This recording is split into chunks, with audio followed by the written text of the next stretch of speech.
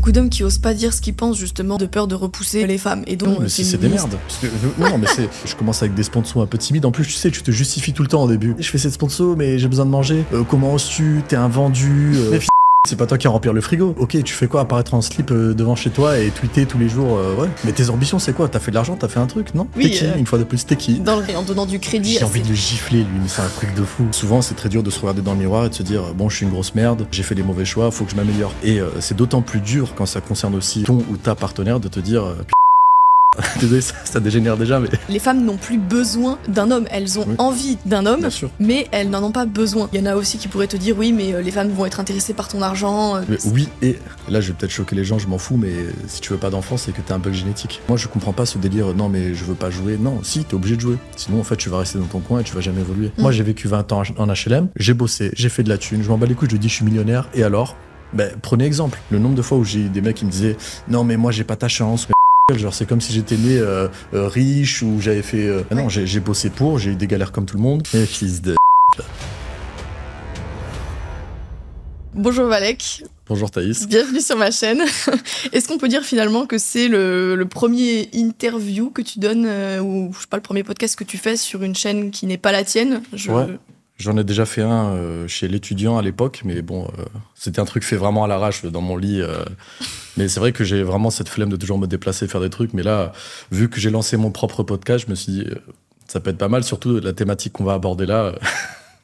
Tout à fait. Je suis très honorée d'être la première personne à qui tu accordes une interview. Plaisir de faire plaisir.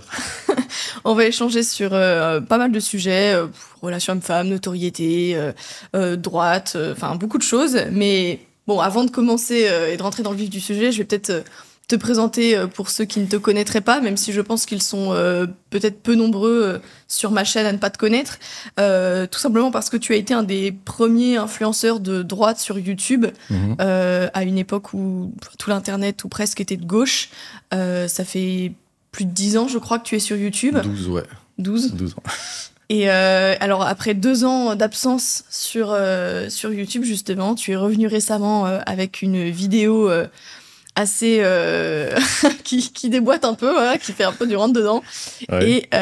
Et donc, c'est aussi pour ça que je t'ai envoyé cette invitation et que t'ai proposé d'enregistrer ce podcast, parce que j'avais l'impression que tu avais beaucoup de choses à dire. Et on sera ici pour échanger à ce sujet. Est-ce qu'il y a des choses que tu souhaiterais rajouter pour te présenter, ton parcours rapidement? Alors, moi, j'ai porté plusieurs casquettes, on va dire, tout au long de ma carrière de youtubeur, même si j'aime pas trop ce terme. Au début, j'ai commencé vraiment pour le fun, parce que j'avais des choses à dire, et ensuite, ça s'est transformé en militantisme, mais je me corrige, quand je parle de militantisme, c'est du militantisme qui vient de moi, c'est-à-dire que je milite pour moi-même, pour mes idées et ma façon de penser. Donc, j'ai jamais voulu être associé à un parti politique, de toute façon, ça se serait su si c'était le cas. Et après, évidemment, en fait... ma curiosité naturelle m'a amené à aborder plein de sujets comme les relations hommes-femmes, la politique et tout un tas d'autres choses. Et in fine, je suis arrivé justement à l'entrepreneuriat. Donc je pense qu'on aura l'occasion d'en parler après, mais grosso modo, voilà mon parcours, quoi. Ouais, tout à fait, parce que tu as une entreprise, tu travailles, comment dire, tu as des cours en ligne, notamment pour bien former... Bien plus que ça. De quoi? Bien plus que ça. Oui, bien plus que ça. Mais effectivement, on aura l'occasion de parler de... pourquoi tu as commencé à parler de ces sujets, et puis en fait toute la transition jusqu'à cette volonté d'entreprendre, chercher la liberté financière, etc. Et quel est un petit peu le fil conducteur de tout ton parcours. Donc effectivement, comme tu as pu le dire tout à l'heure, tu as notamment commencé en faisant des vidéos politiques, mais aussi des vidéos sur les relations hommes-femmes. Ouais. Et comme tu le sais, moi c'est un tournant que j'ai pris sur ma chaîne depuis, je dirais, 2 ans. Je me suis fait pas mal... connaître, j'ai créé un peu de remous sur certaines prises de position que j'ai pu avoir sur la question, et figure-toi que comme beaucoup, je me suis aussi un peu politisée, ou même je me suis intéressée à toutes ces questions au travers aussi de tes vidéos, même celles aussi, je sais pas, de quelqu'un comme Raptor, même aussi, c'est vrai qu'on a été un petit peu biberonné à vos contenus. Moi j'étais encore à la fac, etc. Et donc, effectivement, tu as parlé de ces questions-là. Pourquoi ce thème t'a intéressé de prime abord? Alors, je suis quelqu'un qui est extrêmement terre à terre. C'est-à-dire que quand je pense à quelque chose, quand j'ai des idées, Je veux savoir vraiment en fait pourquoi je le pense. Est-ce que j'ai une raison valable? Est-ce que c'est de la morale? Est-ce que c'est appuyé scientifiquement? Et du coup, comme j'ai dit tout à l'heure, j'ai cette curiosité en moi en fait qui m'a amené à creuser ce sujet au maximum.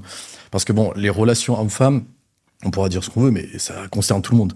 C'est une dynamique qui te fait te poser énormément de questions, de savoir si tu es dans le juste, parce que concrètement, c'est ce qui va aussi façonner ton avenir.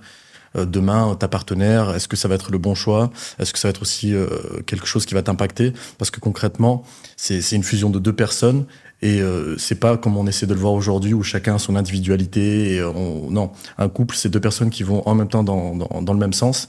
Et je me suis dit, bon, il faut comprendre ces dynamiques-là, pas rentrer dans la morale. Et du coup, j'ai cherché. Et en cherchant, je suis tombé quand même sur des prises de position envers moi-même, du recul, énormément de recul, parce que justement, en fait, aujourd'hui, c'est ce qui manque aux gens.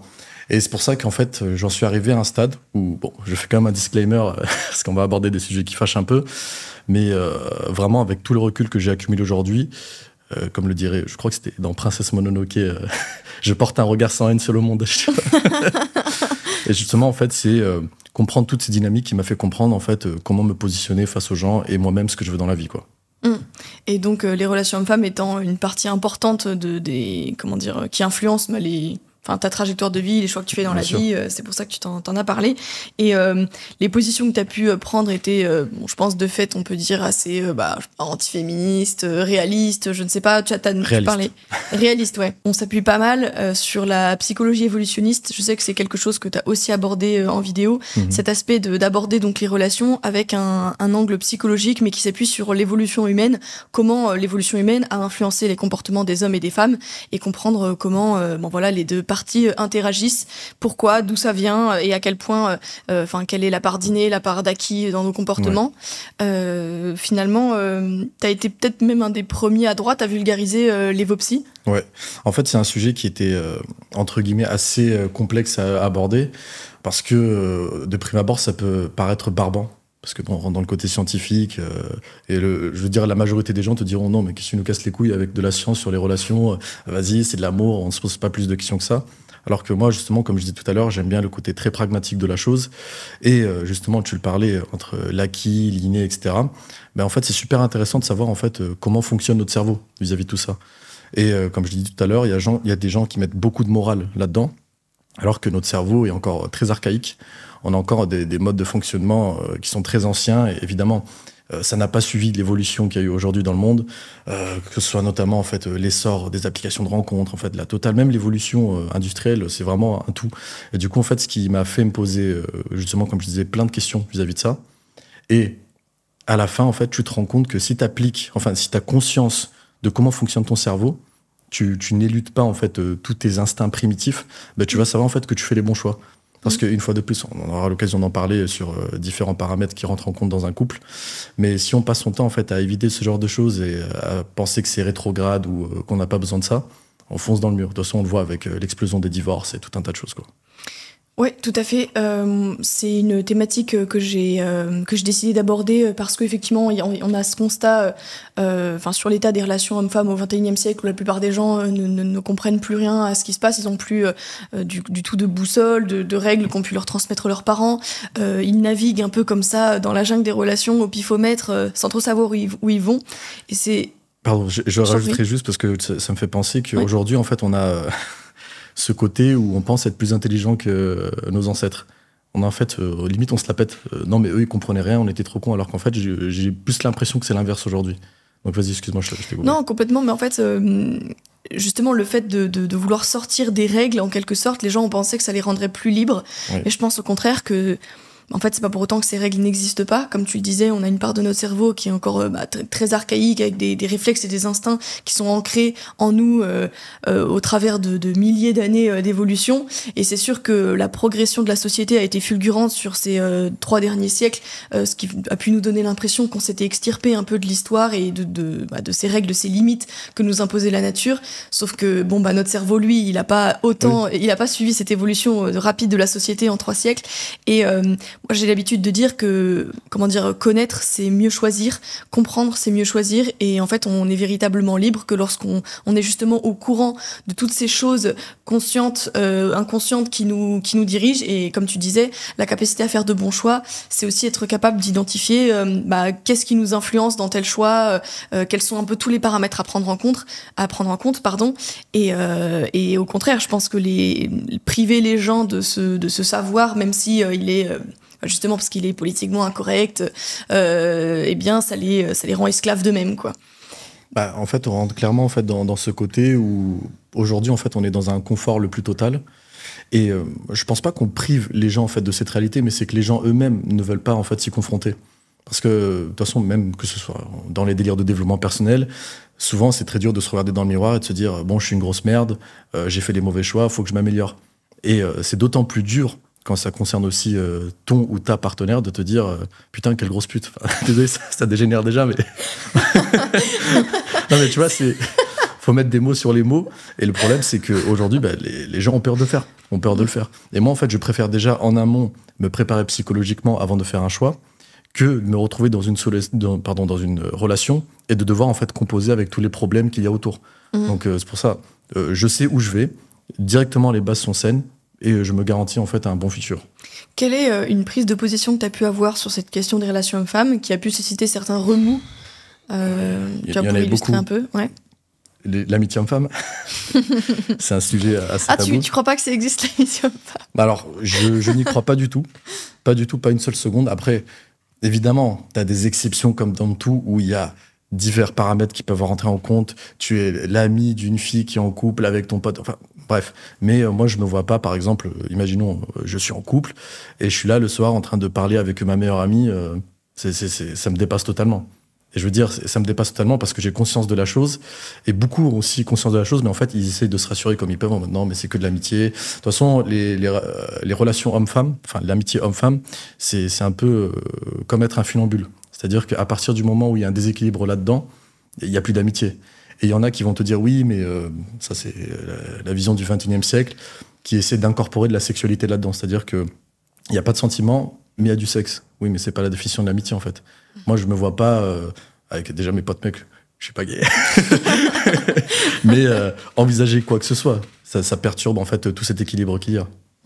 Oui, parce que, rappelons-le, l'amitié, c'est quand même la proximité sans ambiguïté, la proximité sans, justement, contact physique, sexuel ou quoi que ce soit. Donc, même le concept même par exemple, de sex friend ou ce genre d'aberrations qui peuvent exister aujourd'hui et auxquelles les gens s'adonnent.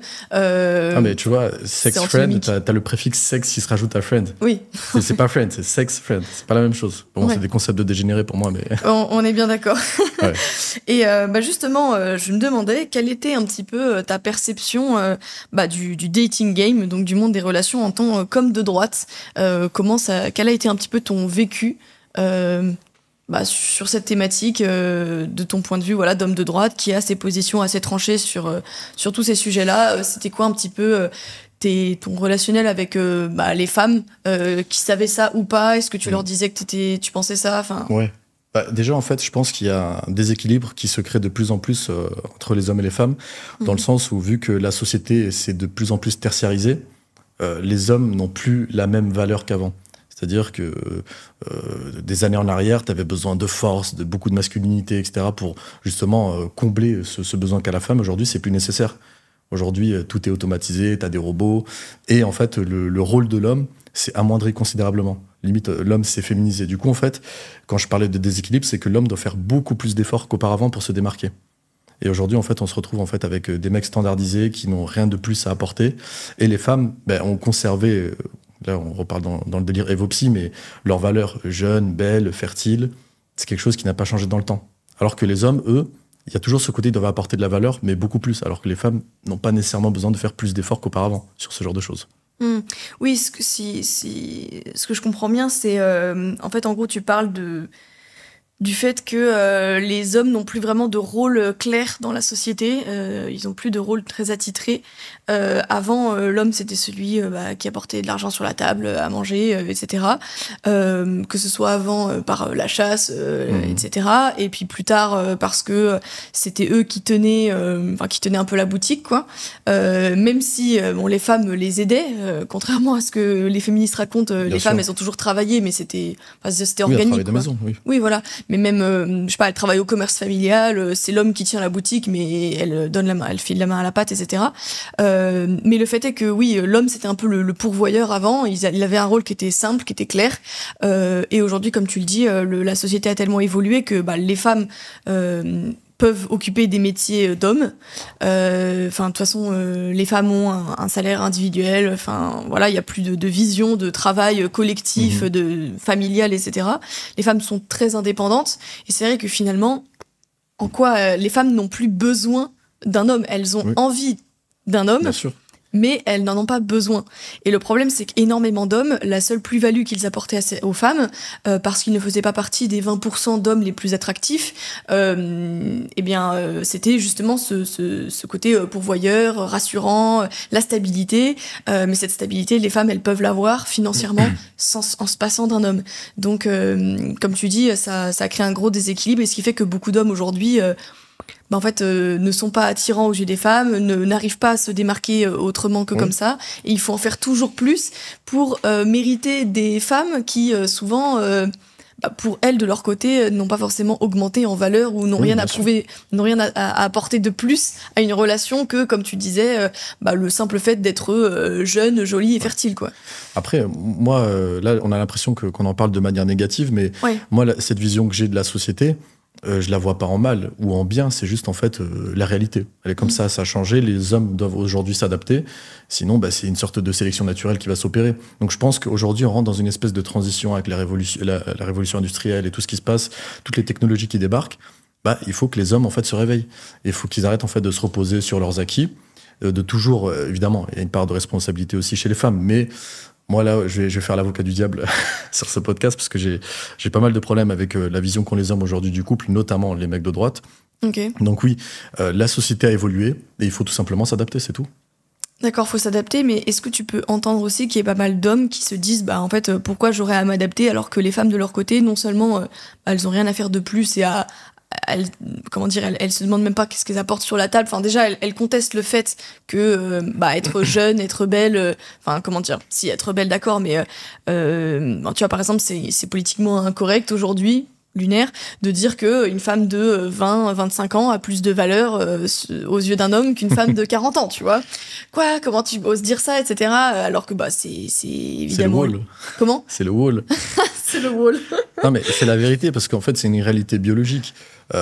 T'as ce concept d'horloge sacrificielle où plus une femme vieillit, plus justement, en fait, elle aura moins d'options, de possibilités d'enfanter. C'est normal, c'est la vie.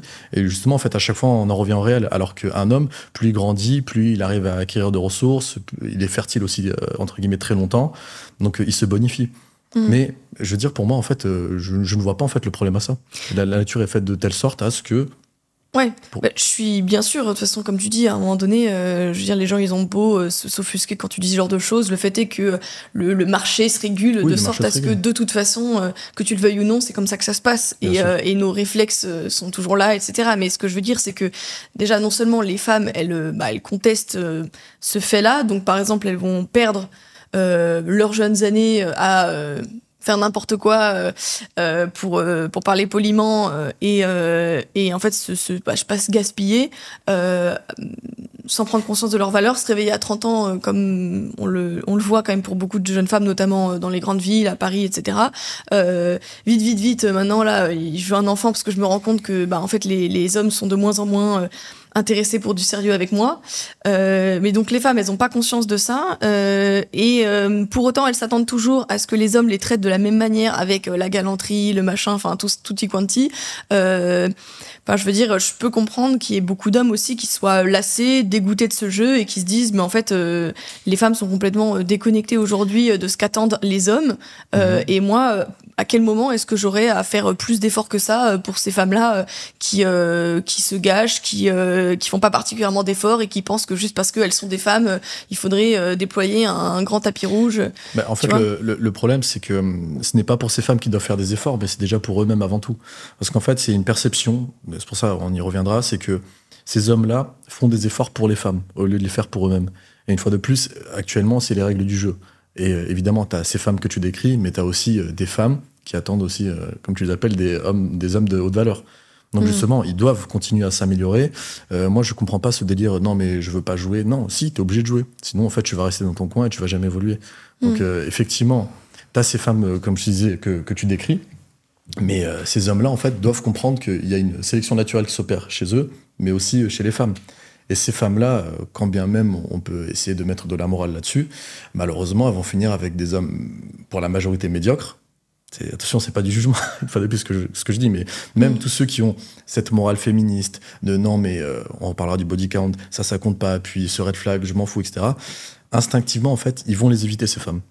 Ils vont les éviter, ou alors, pour ceux qui sont suffisamment idiots pour se mettre avec ces femmes-là, malheureusement pour eux, divorce, tromperie, en fait, c'est une hygiène de vie en fait, qu'ils n'auront pas. Et que malheureusement, en fait, tu dois déjà la cultiver bien en amont avant de faire ça. Oui, le réel les rattrapera toujours. Toujours. Mais je suis assez d'accord avec toi de toute façon sur la solution en soi proposée, c'est-à-dire que je fais un peu l'avocat du diable en te disant ça, mais effectivement, je comprends ce constat pour beaucoup de femmes qui sont un peu de plus en plus perdues dans ce jeu-là, mais pour les hommes qui s'en plaignent, c'est soit effectivement, tu travailles pas sur toi, tu cherches pas à t'améliorer, et donc du coup, tu devras composer à ces femmes-là parce que c'est celles qui seront à ton niveau, soit en fait oui, t'as certaines exigences, certaines prétentions en termes de femme. Je veux une femme de qualité, je veux une femme qui s'est un minimum préservée. Je dis pas d'une femme qui a absolument je sais pas, zéro passé ou compagnie. Je dis juste un minimum, je veux dire d'équilibre, d'avoir une ou deux relations saines.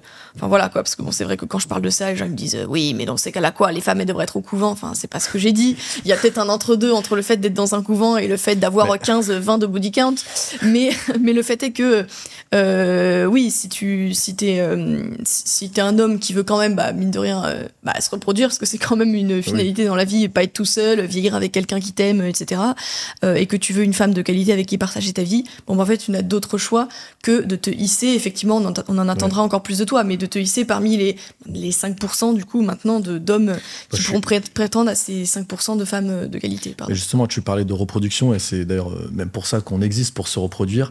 Et là, je vais peut-être choquer les gens, je m'en fous, mais si tu veux pas d'enfant, c'est que t'as un bug génétique. Donc, au bout d'un moment, je sais pas, faut dire les termes. Mais en plus, tu me parlais du fait que tu abordais ce genre de sujet. C'est vrai que toi, en tant que femme, c'est difficile aussi de l'entendre de la part des hommes.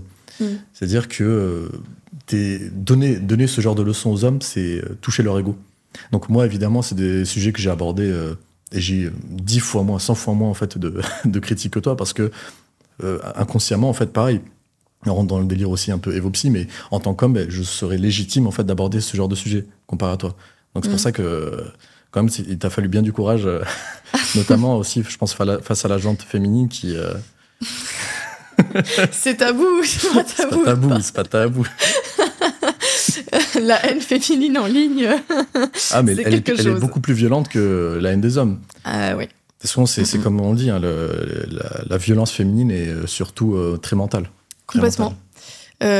Complètement. C'est vrai qu'on parle uniquement de la haine masculiniste, misogyne en ligne. En tout cas, c'est ce qu'on entend beaucoup. Les incels rageux, les femmes qui sont critiquées sur leur physique, etc. Alors, c'est une part de la... Enfin, il y a du vrai, évidemment. Mais comme tu le dis... en tout cas en ce qui me concerne, les critiques les plus violentes que j'ai pu recevoir, les attaques les plus violentes, le harcèlement le plus intense que j'ai pu recevoir, c'était le fait de femmes, quoi. Le fait de femmes ou d'hommes qui rentraient dans ce jeu-là pour plaire aux femmes qui m'attaquaient. Surtout que ces hommes-là n'auront jamais aucune chance avec ces femmes. Et dans tous les cas, en fait, ça s'explique facilement aussi par le fait que tu portes le miroir, en fait, tu renvoies à ce qu'elles sont. Dans le sens où, en fait, secrètement, évidemment, elles le savent au fond d'eux. Parce qu'en fait, si tu étais totalement dans l'indifférence, ce qui est le cas quand tu te rends compte que quelqu'un dit n'importe quoi, c'est normal. Mais là, le problème, c'est que toute cette véhémence, en fait, qu'il y a autour de toi, c'est que tu appuies sur des points qui font mal. Tu appuies, en fait, sur des vérités qu'elles savent vraiment pertinentes, mais qu'elles refusent, en fait, d'admettre. C'est pour ça que je te disais, tu as ce côté où tu te regardes dans le miroir et tu dis « je suis une merde ». Elles le savent. Mais malheureusement, il faut qu'elle renvoie cette haine sur toi. Mais bon, j'ai envie de te dire, c'est la logique naturelle et c'est quelque chose dont il ne faut pas se préoccuper. Je pense que toi, comme moi, que ce soit de par ton parcours politique et maintenant sur les relations hommes-femmes, si on se mettait à avoir des chaque critiques ou quoi... Oui. C'est pour ça que je repars sur ce que je disais au début, porter un regard sans haine sur le monde. Un regard sans haine, même si ta dernière vidéo s'appelle 2 ans de haine accumulée. Ouais, voilà. Ça dépend. Il y a la scène haine. Mais là, j'ai plus de haine, vu que je l'ai libéré, tu vois. Maintenant, je porte un regard sans haine. Mais c'est différent, parce que là, c'est un côté politique, tu vois. La politique, c'est différent. Mais les relations femmes, j'arrive quand même à rester très pragmatique là-dessus. C'est-à-dire que j'arrive à comprendre... pourquoi les gens se comportent d'une telle manière, que ce soit les hommes ou les femmes, les complexes qui en découlent, etc. Donc, c'est plus compréhensible que la politique où il y a plus des jeux très malsains dedans. Bah, on en parlera ensuite, justement, de la politique, de pourquoi t'es un petit peu sorti de plus ou moins de ce milieu-là. Avant ça, je voulais juste quand même te demander si... justement, tout ce qu'on est en train d'évoquer là... est-ce que le fait d'être de droite et d'afficher ses positions, ça t'a porté préjudice dans tes relations? Est-ce que ça t'a aidé, au contraire? Moi, ça m'a clairement aidé. C'est-à-dire que ce soit professionnellement ou dans les relations que j'ai pu avoir, ça a été clairement en fait une boussole.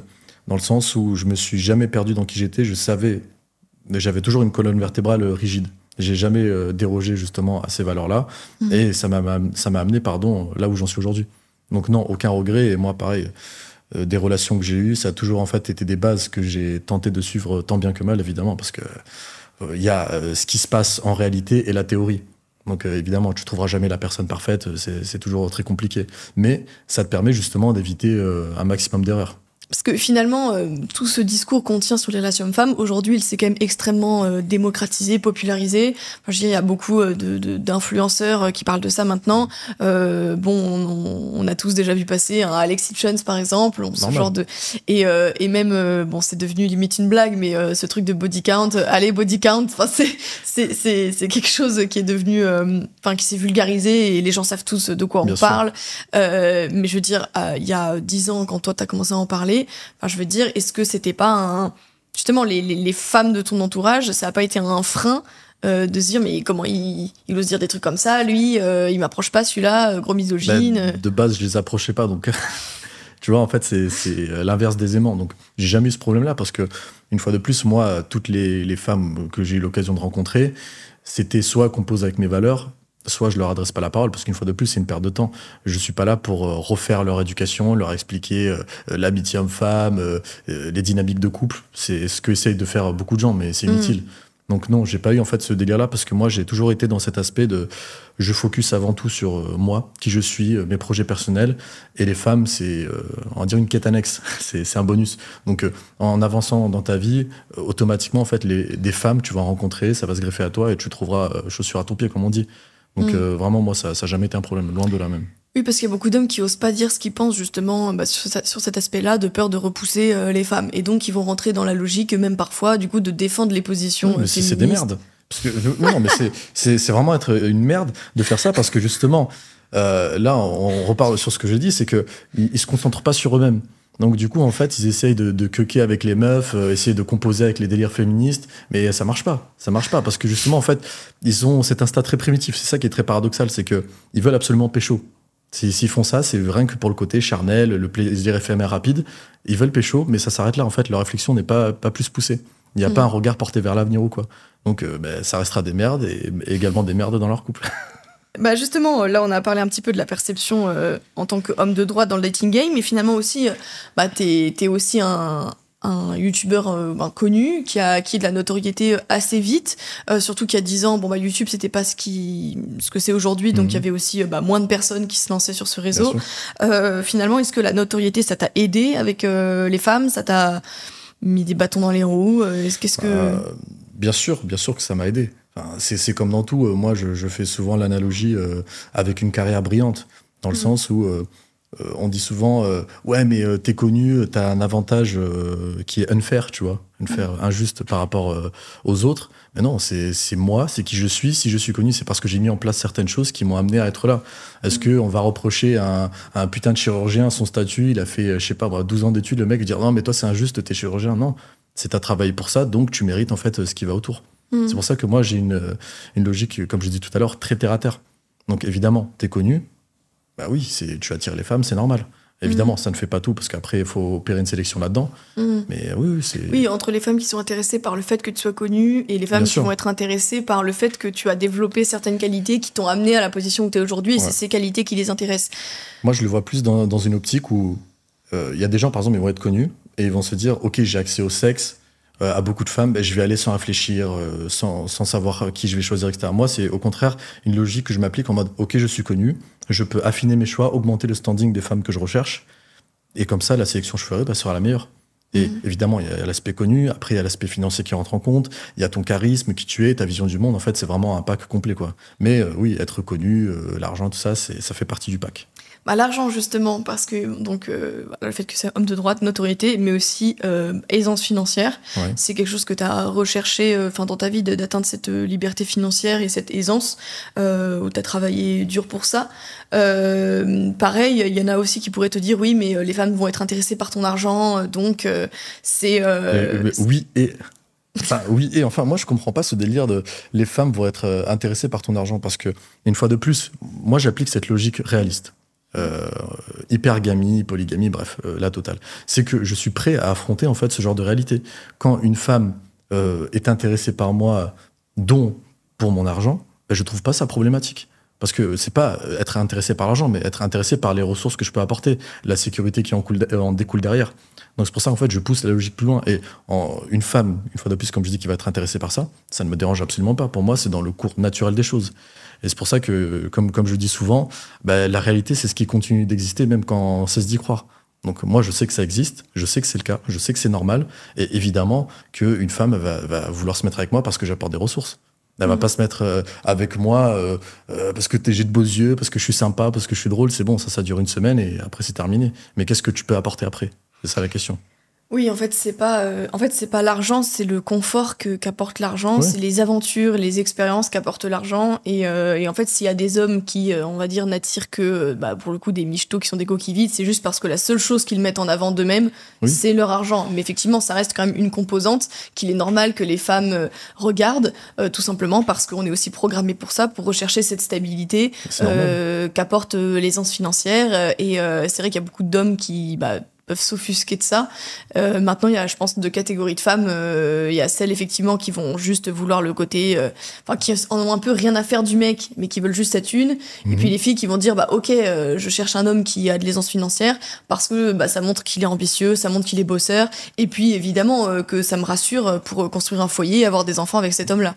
Bien sûr. Ouais. Après, comme on le disait, par rapport à ces femmes-là, faut savoir faire un choix. Et une fois de plus, le fait de faire de l'argent, comme tu l'as dit, ça démontre aussi qui tu es. Cette volonté de puissance, de conquérir en fait concrètement ce qui est censé être un homme et ce qui suscite aussi le désir chez une femme.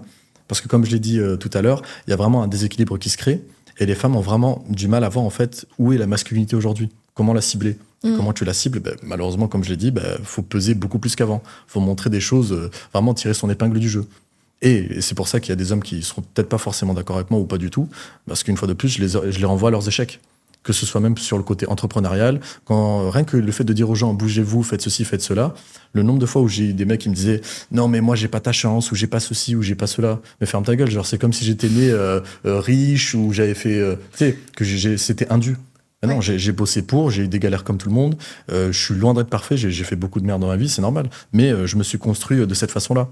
Et le problème, c'est que la majorité des gens se baignent dans des excuses et dans des pensées limitantes. Justement, on va parler un petit peu des exigences masculines à avoir vis-à-vis des femmes notamment, et puis surtout des tiennes.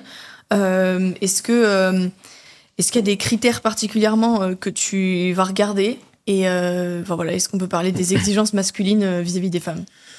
Oui, il y en a. Mais je pense qu'avant de parler d'exigences féminines, il faudrait déjà... savoir en fait qu'est-ce que tu vaux. Parce que pour avoir des exigences, c'est que normalement, tu as un certain standing. Et c'est ça d'ailleurs, je pense qu'on pourra parler, les mecs de droite qui ont beaucoup d'exigences envers les femmes, mais qui n'ont rien à apporter. C'est le mec, j'ai rien contre les smicards ou quoi, attention. Hein. Mais ce que je veux dire par là, c'est que t'es là, t'as un taf de merde, tu fais le misogyne sur Internet ou sur Twitter, que sais-je encore, et t'es en mode, moi j'ai une femme qui a pas de body count, une femme qui est belle, une femme qui a ceci, une femme qui a cela. mais t'es qui, tu vois? T'es qui, t'as fait quoi, et pourquoi tu mériterais ça, en fait? Donc c'est pour ça qu'il faut respecter, en fait, une hiérarchie des choses, et ces mecs-là, en fait, ne la respectent pas. Donc forcément, en fait, ça donne tout un tas de mecs ultra machos, parce qu'il y a énormément de misogynie à droite, mais de misogynie, en fait, très toxique. Tu sais, il y a la misogynie, saine, et celle qui est toxique. Et le problème, c'est que, ouais, comme je disais, ces mecs ont beaucoup d'ambition, mais pas pour eux-mêmes. Donc oui, une fois que tu as atteint un standing, une fois de plus, ça dépend où est-ce que tu places ton curseur du standing, mais une fois que tu as atteint ce standing, à ce moment-là, tu peux te poser et dire, bon, ok, moi je veux une femme qui a ça et ça et ça. Mais pas pour l'aspect, ok, je suis un homme, donc je le mérite. En fait, je suis d'accord avec toi dans le sens où aujourd'hui, en fait, ces attentes masculines vis-à-vis des femmes qui, en fait, sont des réflexes archaïques, etc. Le fait, pourquoi est-ce qu'une femme avec un gros body count, ça repousse? Tout simplement parce que c'est aussi le fait que ça, le risque que tu prends que les enfants qu'elle te donne ne sont pas les tiens est plus élevé qu'une femme qui a un faible body count, par exemple. Donc ça, c'est un truc que les hommes, je pense, instinctivement, les hommes n'aiment pas les putes, tu vois. Je veux dire, quoi qu'on en veuille, ils les aiment bien comme ça un soir, mais ils ont pas envie de les épouser. Alors ça arrive à la marge, mais c'est pas... c'est pas quelque chose qui les attire en soi, ou en tout cas qui leur donne envie de s'engager avec elles. Moi, quelque chose qu'on me rétorque souvent, c'est oui, mais enfin, Thaïs, ça n'a pas de sens ce que tu dis.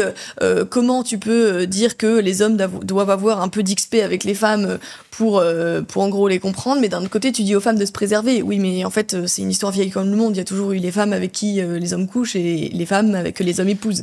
Et le fait est que les unes n'ont pas les qualités des autres, et en général, celles qu'on épouse, elles ont pas un grand body count, tu vois. En fait, il y a vraiment en fait, cette indifférenciation aujourd'hui entre un homme et une femme. C'est-à-dire qu'aujourd'hui, comme j'ai dit, on essaie de vraiment tout standardiser. On est pareil, on est égaux et on vaut la même chose. Quand je dis vaut la même chose, c'est on est aligné sur les mêmes concepts et la même vision de la vie. Non, c'est totalement différent. Moi, je le répéterai toujours, mais un homme et une femme doivent fonctionner en symbiose. Ils sont pas à égalité. Et tout à l'heure, tu parlais justement du body count. Moi, je n'irai pas jusqu'au délire de l'enfant. C'est le cas, hein, c'est le cas. Mais plus parce qu'en fait, le body count, c'est aussi un indicateur de beaucoup de choses. Pourquoi, en fait, en tant que femme, tu as eu énormément de relations? Parce que tu ne sais pas choisir le bonhomme, parce que je sais pas, ça peut dire beaucoup de choses. T'es une femme qui est beaucoup dans le plaisir éphémère, t'es instable émotionnellement. En fait, ça en dit long sur toi. Évidemment, c'est pas un caractère définitif dans le sens où il doit y avoir des femmes avec un haut body count qui font partie des exceptions, comme des amitiés hommes-femmes, qui peuvent un jour, se poser, avoir une relation saine avec quelqu'un. Mais, une fois de plus, moi, je raisonne toujours en termes de probabilité. Et en termes de probabilité, plus le body count est haut, plus en fait tu prends des risques quand tu te mets avec cette personne-là. C'est aussi simple que ça. On peut aussi se demander pourquoi même les hommes qui ont pu la fréquenter ne se sont pas engagés avec elle, et pourquoi du coup toi tu le ferais en fait. Oui, bien sûr. T'as ce côté en fait où tu vas ramasser les miettes. Enfin, c'est horrible à dire, mais c'est le cas. C'est le cas, et justement en fait il y a des mecs qui font l'aumône avec ces femmes-là, parce que malheureusement ils n'ont pas le choix que de se mettre avec elles, parce que une fois de plus, ils n'ont pas amélioré leur standing, ils n'ont pas amélioré leur situation professionnelle, financière, tout ce qui va avec. En fait, ça me fait penser à un tweet justement que j'avais vu passer de Cro-Blanc sur Twitter qui disait le body count n'existe pas, la modernité et l'anonymat des villes le rendent obsolète.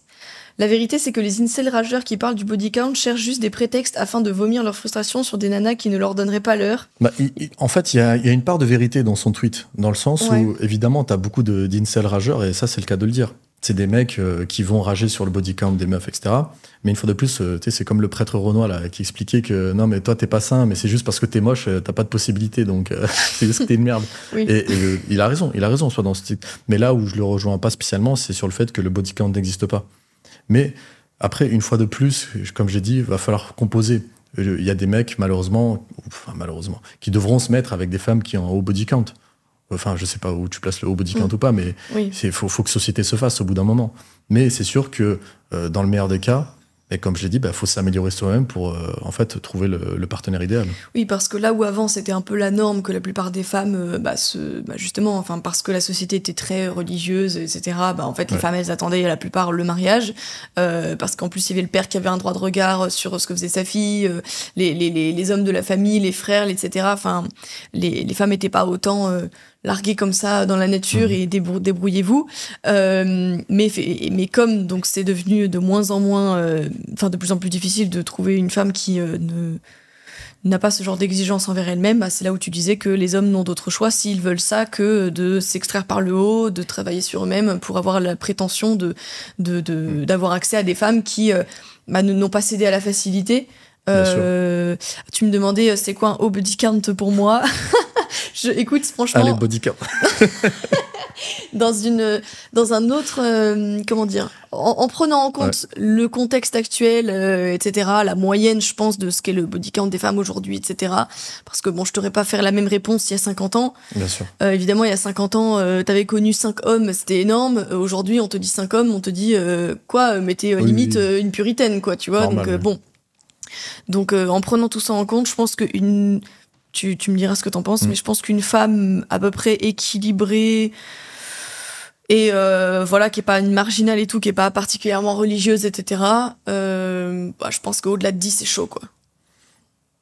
Ouais, ça dépend de l'âge aussi. Ouais, ça dépend de l'âge aussi, bien sûr. Mais je veux dire, admettons, on part du principe que, allez, à 25 ans, t'es censé quand même avoir trouvé l'homme de ta vie, ou en tout cas t'être posé avec un homme sérieux. Je pense que la plupart des femmes qui arrivent à la trentaine ne font pas partie des femmes du haut du panier, des femmes de qualité, parce qu'a priori, si t'es une femme de qualité, bah, il y a quand même de bonnes chances que t'aies eu de bonnes options, que tu t'en aies sélectionné une qui te convienne avant tes 30 ans, et que t'aies pas de raison de l'avoir quittée. Parce que aussi t'as conscience de la trentaine qui arrive, etc., qu'il faut à un moment donné faut fonder quelque chose. Donc je pense que vraiment 10 c'est quand c'est chaud. Sinon moi je dirais plutôt 5. Mais bon, après ça c'est propre à chacun. C'est propre à chacun, mais le fait est que ça devient, en tout cas de ce que je vois autour de moi, la moyenne c'est plutôt autour des 15-20, quoi. Ouais. Et encore, moyenne basse. Et j'avais dit ça, et les gens me disaient, quoi, mais tu délires complètement. Mais moi, le nombre de filles que je connais, mais en plus, je porte pas de jugement particulier sur ces filles. C'est des filles même que je peux apprécier humainement. Enfin, on en discute, elles savent très bien ce que je pense sur toutes ces questions-là. Mais des filles qui ont, je sais pas, mon âge, qui sont à 50-60. Donc, et des filles lambda. Enfin, c'est pas des filles particulièrement belles, en plus. Enfin, pardon, mais... Non, mais après, t'as raison sur le fait que... il ne faut pas les juger. Il ne faut pas rentrer dans un délire ultra culpabilisant parce que malheureusement, parfois, en fait, cette société évolue tellement vite que tu te retrouves en fait dans des situations où, je ne vais pas dire que tu n'as pas le choix, mais tu es pris dans le train et de la modernité, de tout ce qui en découle. Et malheureusement, tu te retrouves vite en fait avec un gros body count. Parce que tu as aussi cet aspect où malheureusement, peut-être tu essaies de faire les choses bien, mais tu tombes sur des vieux types.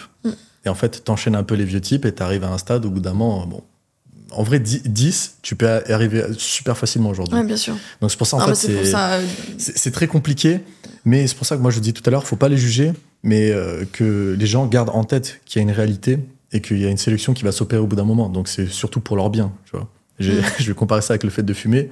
Tu vas pas juger quelqu'un qui fume, mais tu sais que c'est pas bon pour sa santé sur long terme. Ouais. Donc, oui, bien sûr. Tu peux avoir de l'empathie aussi sur le fait que... Voilà, effectivement, il y a les erreurs peuvent arriver, les mauvaises expériences, etc. Après, je pense que des mauvaises expériences à l'infini, tu les cherches un peu, au bout d'un moment, tu tires pas. Poser des questions. Voilà, tu tires pas certaines conclusions de tes échecs. Mais oui, bien sûr, ce que tu dis, c'est vrai aussi. C'est pour ça que, au départ, je dis plutôt 10, parce que, en prenant en compte le fait que la plupart des filles ont pas forcément eu un environnement familial, où on leur a donné les bons conseils, etc. Comme je le disais. Donc, c'est pour ça que pour moi, 10-15, malheureusement, c'est... au-delà, ça commence à être chaud. Mais la plupart des femmes, je pense que des femmes normales, en tout cas avec qui tu peux fonder quelque chose, c'est la réalité de ce que c'est aujourd'hui, quoi. Maintenant, tu disais des filles qui tombent sur des types pas ouf. En soi, je suis d'accord avec toi, mais il y a aussi, je pense que le problème, c'est que les exigences féminines aussi, elles ont énormément augmenté, comme on le disait, parce que... à raison, ouais, mais tu vois, je te le dis. Et moi, c'est là où je suis pas forcément d'accord avec toi, c'est parce qu'il y a juste beaucoup de filles qui sont banales et qui acceptent pas de se mettre avec des hommes banals comme elles. Mais en fait, je veux dire, non, mais je comprends pourquoi elles le feraient. Mais si elles sont banales elles-mêmes, pourquoi elles prétendraient à des hommes d'exception ? Les hommes d'exception, de toute façon, ne les calculeront pas. Oui, mais qu'est-ce que tu entends par banal dans le sens où tu parles d'une fille dans la moyenne avec un body count moyen Après, une fois de plus, on n'attend pas la même chose d'une femme et d'un homme. Donc en soi, elle, si elle peut apporter ça va faire très bizarre, mais la fertilité, la beauté, un cadre, une stabilité, et évidemment un accompagnement de l'homme aligné sur ses valeurs. Bah, mais oui. pour moi, ça, c'est déjà des femmes d'exception, tu vois. Après, ouais, bah, du coup, il faudrait Moi, définir... Ah non, moi, je te parle des femmes banales, c'est-à-dire des 6 sur 10, qui n'ont pas un travail particulièrement intéressant, qui n'ont pas particulièrement de conversation, juste des filles normales, quoi. Ouais. Et des filles normales qui n'acceptent pas de se mettre avec des hommes normaux comme elles. Après, bien sûr, il y a l'hypergamie toujours qui est en compte, donc du coup, tu cherches forcément un homme qui te soit, on va dire, supérieur sur un certain nombre de plans. Peut-être qu'il gagne mieux que toi. Pour moi, ça, c'est normal. Je suis d'accord avec toi. T'attends d'un homme qui gagne plus que toi. Bah, éventuellement, enfin, t'as besoin de l'admirer et de sentir que bah, t'es dominé par certains aspects, tu vois. C'est juste dans notre nature. Donc, je suis d'accord avec toi là-dessus. Mais le problème, c'est que il y a beaucoup de femmes aujourd'hui qui en attendent. Enfin, c'est un fossé par rapport à ce qu'elles. Tu vois, t'es là, tu vises là, ok. Mais t'es là, tu vises là. Déjà, non seulement tu vas jamais y arriver, mais ensuite. C'est ce que j'allais te dire, c'est que, en fait, je pense que c'est tout à fait sain et naturel qu'elle vise aussi haut. Enfin, c'est normal, on espère tous avoir mieux dans sa vie.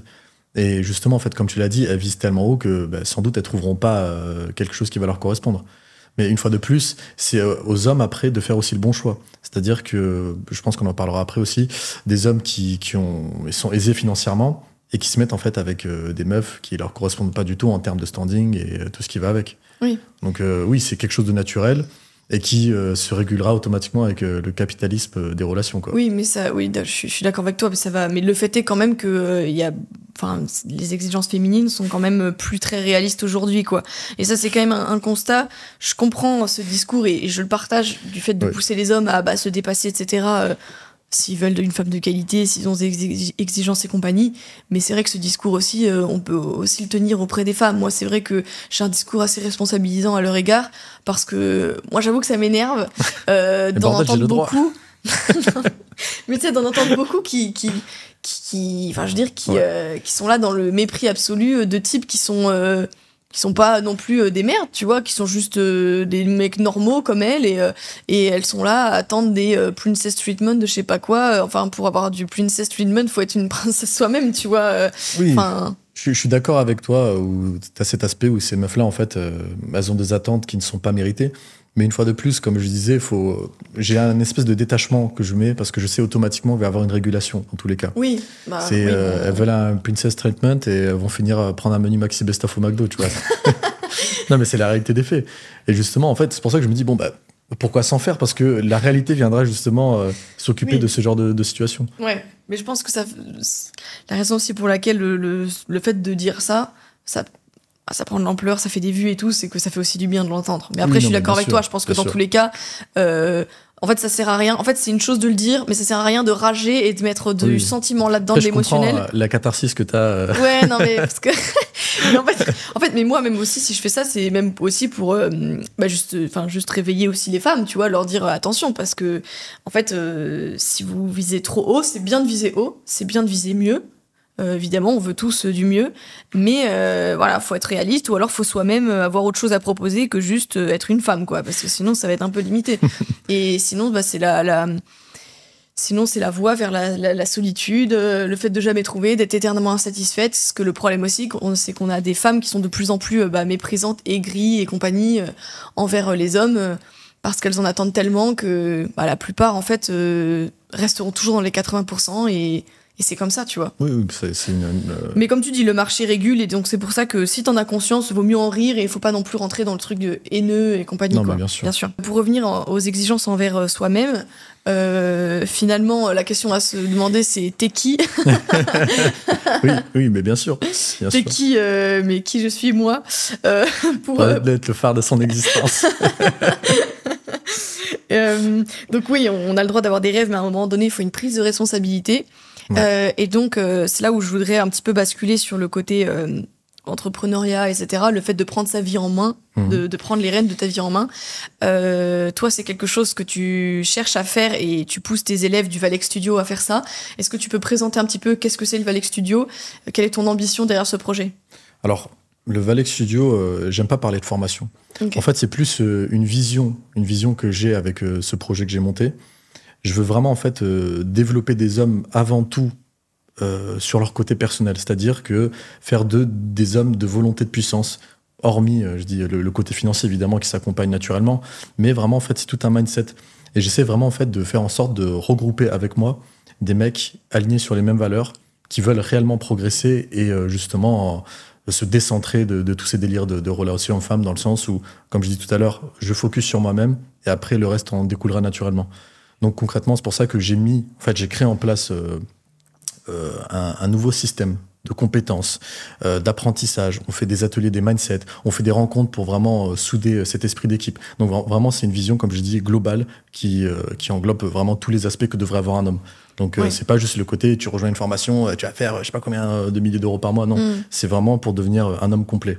Oui, parce que pour bien l'expliquer peut-être aux personnes qui connaîtraient pas ce que c'est, en fait, en gros, c'est une plateforme où tu apprends des compétences de montage vidéo, mais aussi de vente, de marketing, de négociation. Et en fait, c'est pour aider les hommes qui ont cette volonté de grandir, de gagner mieux sa vie, peut-être de sortir du salariat, d'être Bien plus sûr. libre de manière générale, gagner en statut, etc. Qui veulent faire de l'argent même tout simplement, accumuler des ressources. Bien sûr. Eh bien, c'est se regrouper entre hommes déter, en gros, qui ont... Et quelques femmes. Et quelques femmes en plus, pour voilà, se tirer mutuellement vers le haut, gagner en compétences, et donc au travers d'ateliers, etc. En fait, concrètement, Ouais. comme j'ai dit, le but, c'est de faire d'eux des hommes complets. Dans le sens, une fois de plus, j'ai pas la prétention d'être l'homme ultime. Loin de là, je dois encore me perfectionner sur beaucoup de choses. Et c'est justement, en fait, en raisonnant de cette manière-là qu'on devient meilleur. Et j'essaye justement, en fait, de leur inculquer tout ça. Et comme je l'ai dit, on se centre sur soi-même, on évolue. Et je l'ai remarqué, hein, il y a beaucoup de jeunes qui étaient assez paumés quand ils ont rejoint le Valex Studio, qui étaient même, d'ailleurs, en recherche de femmes, très actives. Et aujourd'hui, en fait, c'est quelque chose qui n'est même plus dans leur tête. Ils se disent même plus, je veux chercher une femme. C'est d'abord, je veux chercher mon épanouissement personnel, ma réussite financière.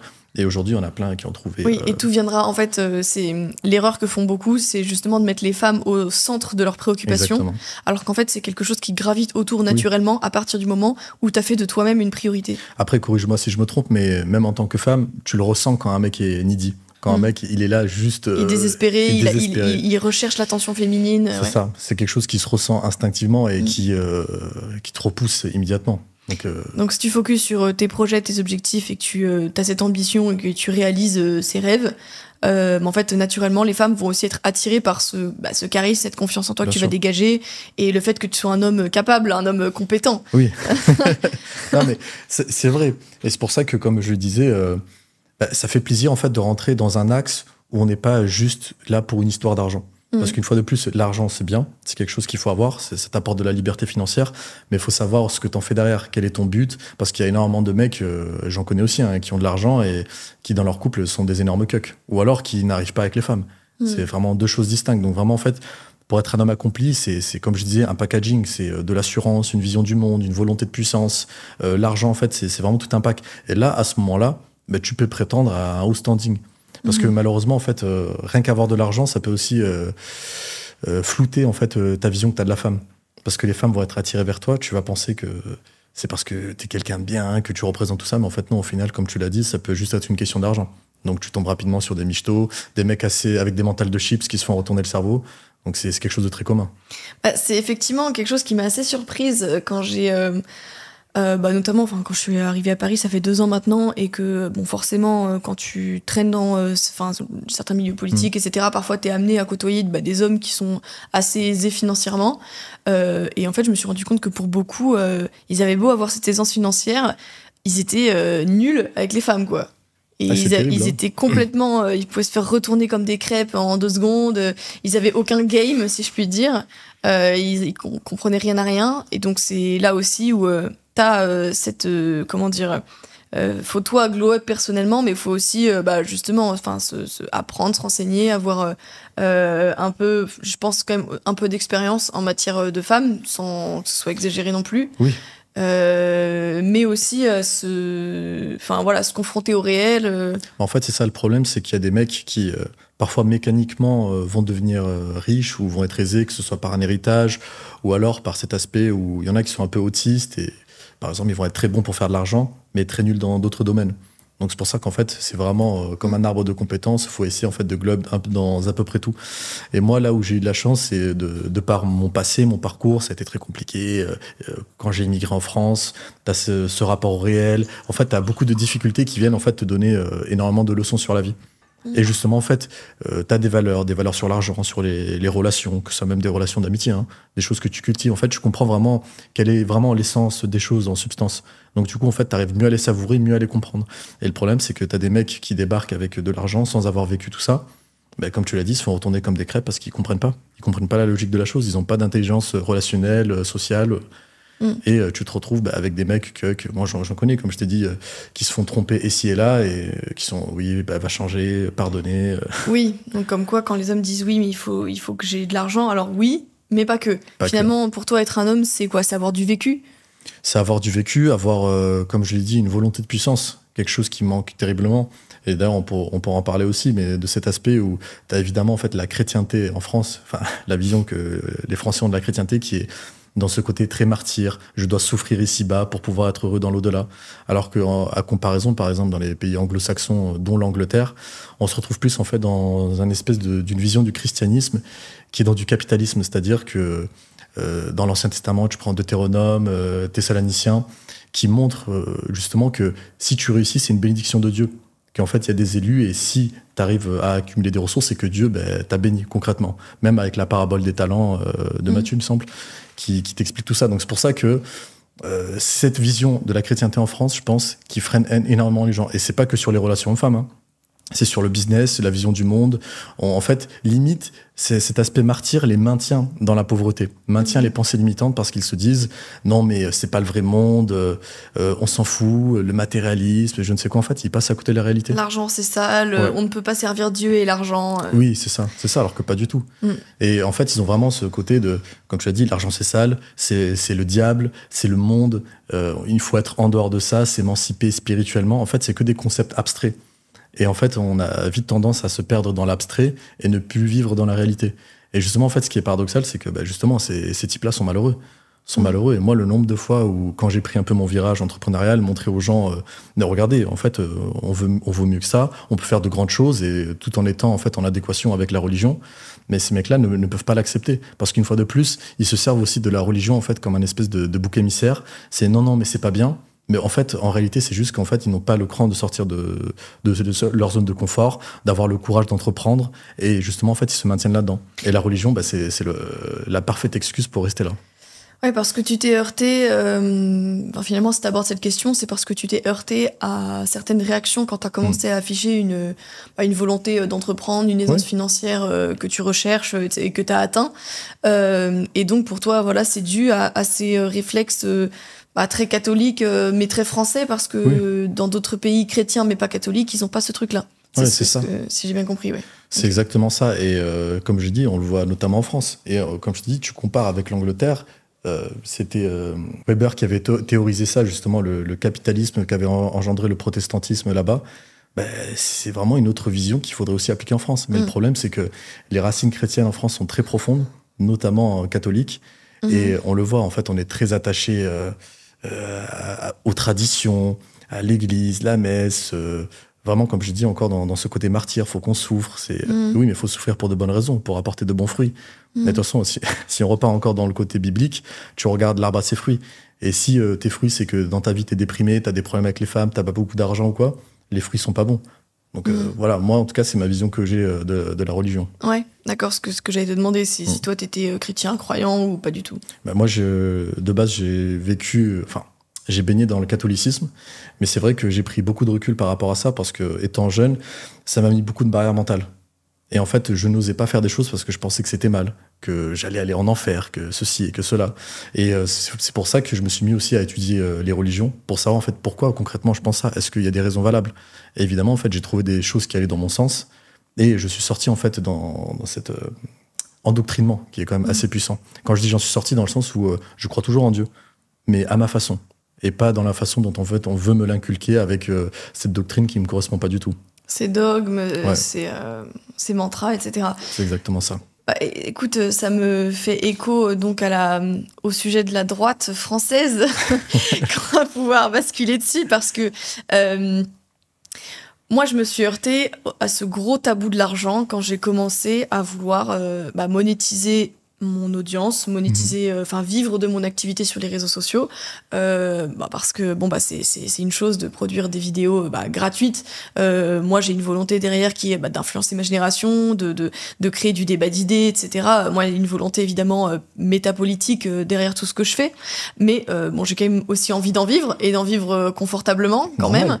Normal, mais je me suis rendu compte qu'il fallait limite que je m'excuse pour ça et que j'avais pas le droit comme ça de comment oses-tu vivre du fruit de ton travail? C'est vraiment l'outrecuidance de vouloir monétiser ton travail. Honteux. Je crois que c'est que tout à l'heure je te parlais de cet esprit de sacrifice. Ouais. Et notamment à droite, moi je l'ai bien vu quand j'ai commencé déjà à gagner un peu d'argent avec les sponsors à l'époque. La droite justement qui est, la droite française qui est très valeurs chrétiennes, racines chrétiennes de la France, catholicisme et tout. Et justement ça fait, c'était pour faire le lien avec ce que tu disais avant. Pour moi, je pense qu'il y a une vraie barrière mentale de la droite qui est due notamment à cet héritage vis-à-vis de l'argent. Tu regardes la sphère US. J'allais faire le parallèle, Ouais, les influenceurs, etc. Enfin, je veux dire, ils ont des influenceurs business, relations hommes-femmes, etc. Mais tous, ils recherchent à peser. On les encourage. En fait, même leur communauté les encourage à gagner de l'argent. Parce que plus ils gagnent de l'argent, plus ils gagnent de l'influence, plus ils gagnent du terrain sur les idées. En fait, c'est un cercle vertueux. Ouais. Et là, le problème, c'est que moi, comme je te le disais, je commence avec des sponsors un peu timides. En plus, tu sais, tu te justifies tout le temps au début. T'oses pas trop. Regardez, je fais cette sponsor, mais j'ai besoin de manger. Comment oses-tu? T'es un vendu. Quoi, tu te sacrifies pas pour la cause? Homme sandwich. Mais fils de pute, c'est pas toi qui vas remplir le frigo. Et au bout d'un moment, en fait, ça, tu l'accumules. Et moi, ça je l'ai vécu à force. T'enchaînes un peu et tu vois, en fait, que t'as toujours, en fait, cette mentalité qui est persistante. Et donc, c'est là où j'ai vraiment pris un virage de... Ok, allez vous faire foutre, j'arrête de m'excuser de vivre, j'arrête de m'excuser de gagner de l'argent.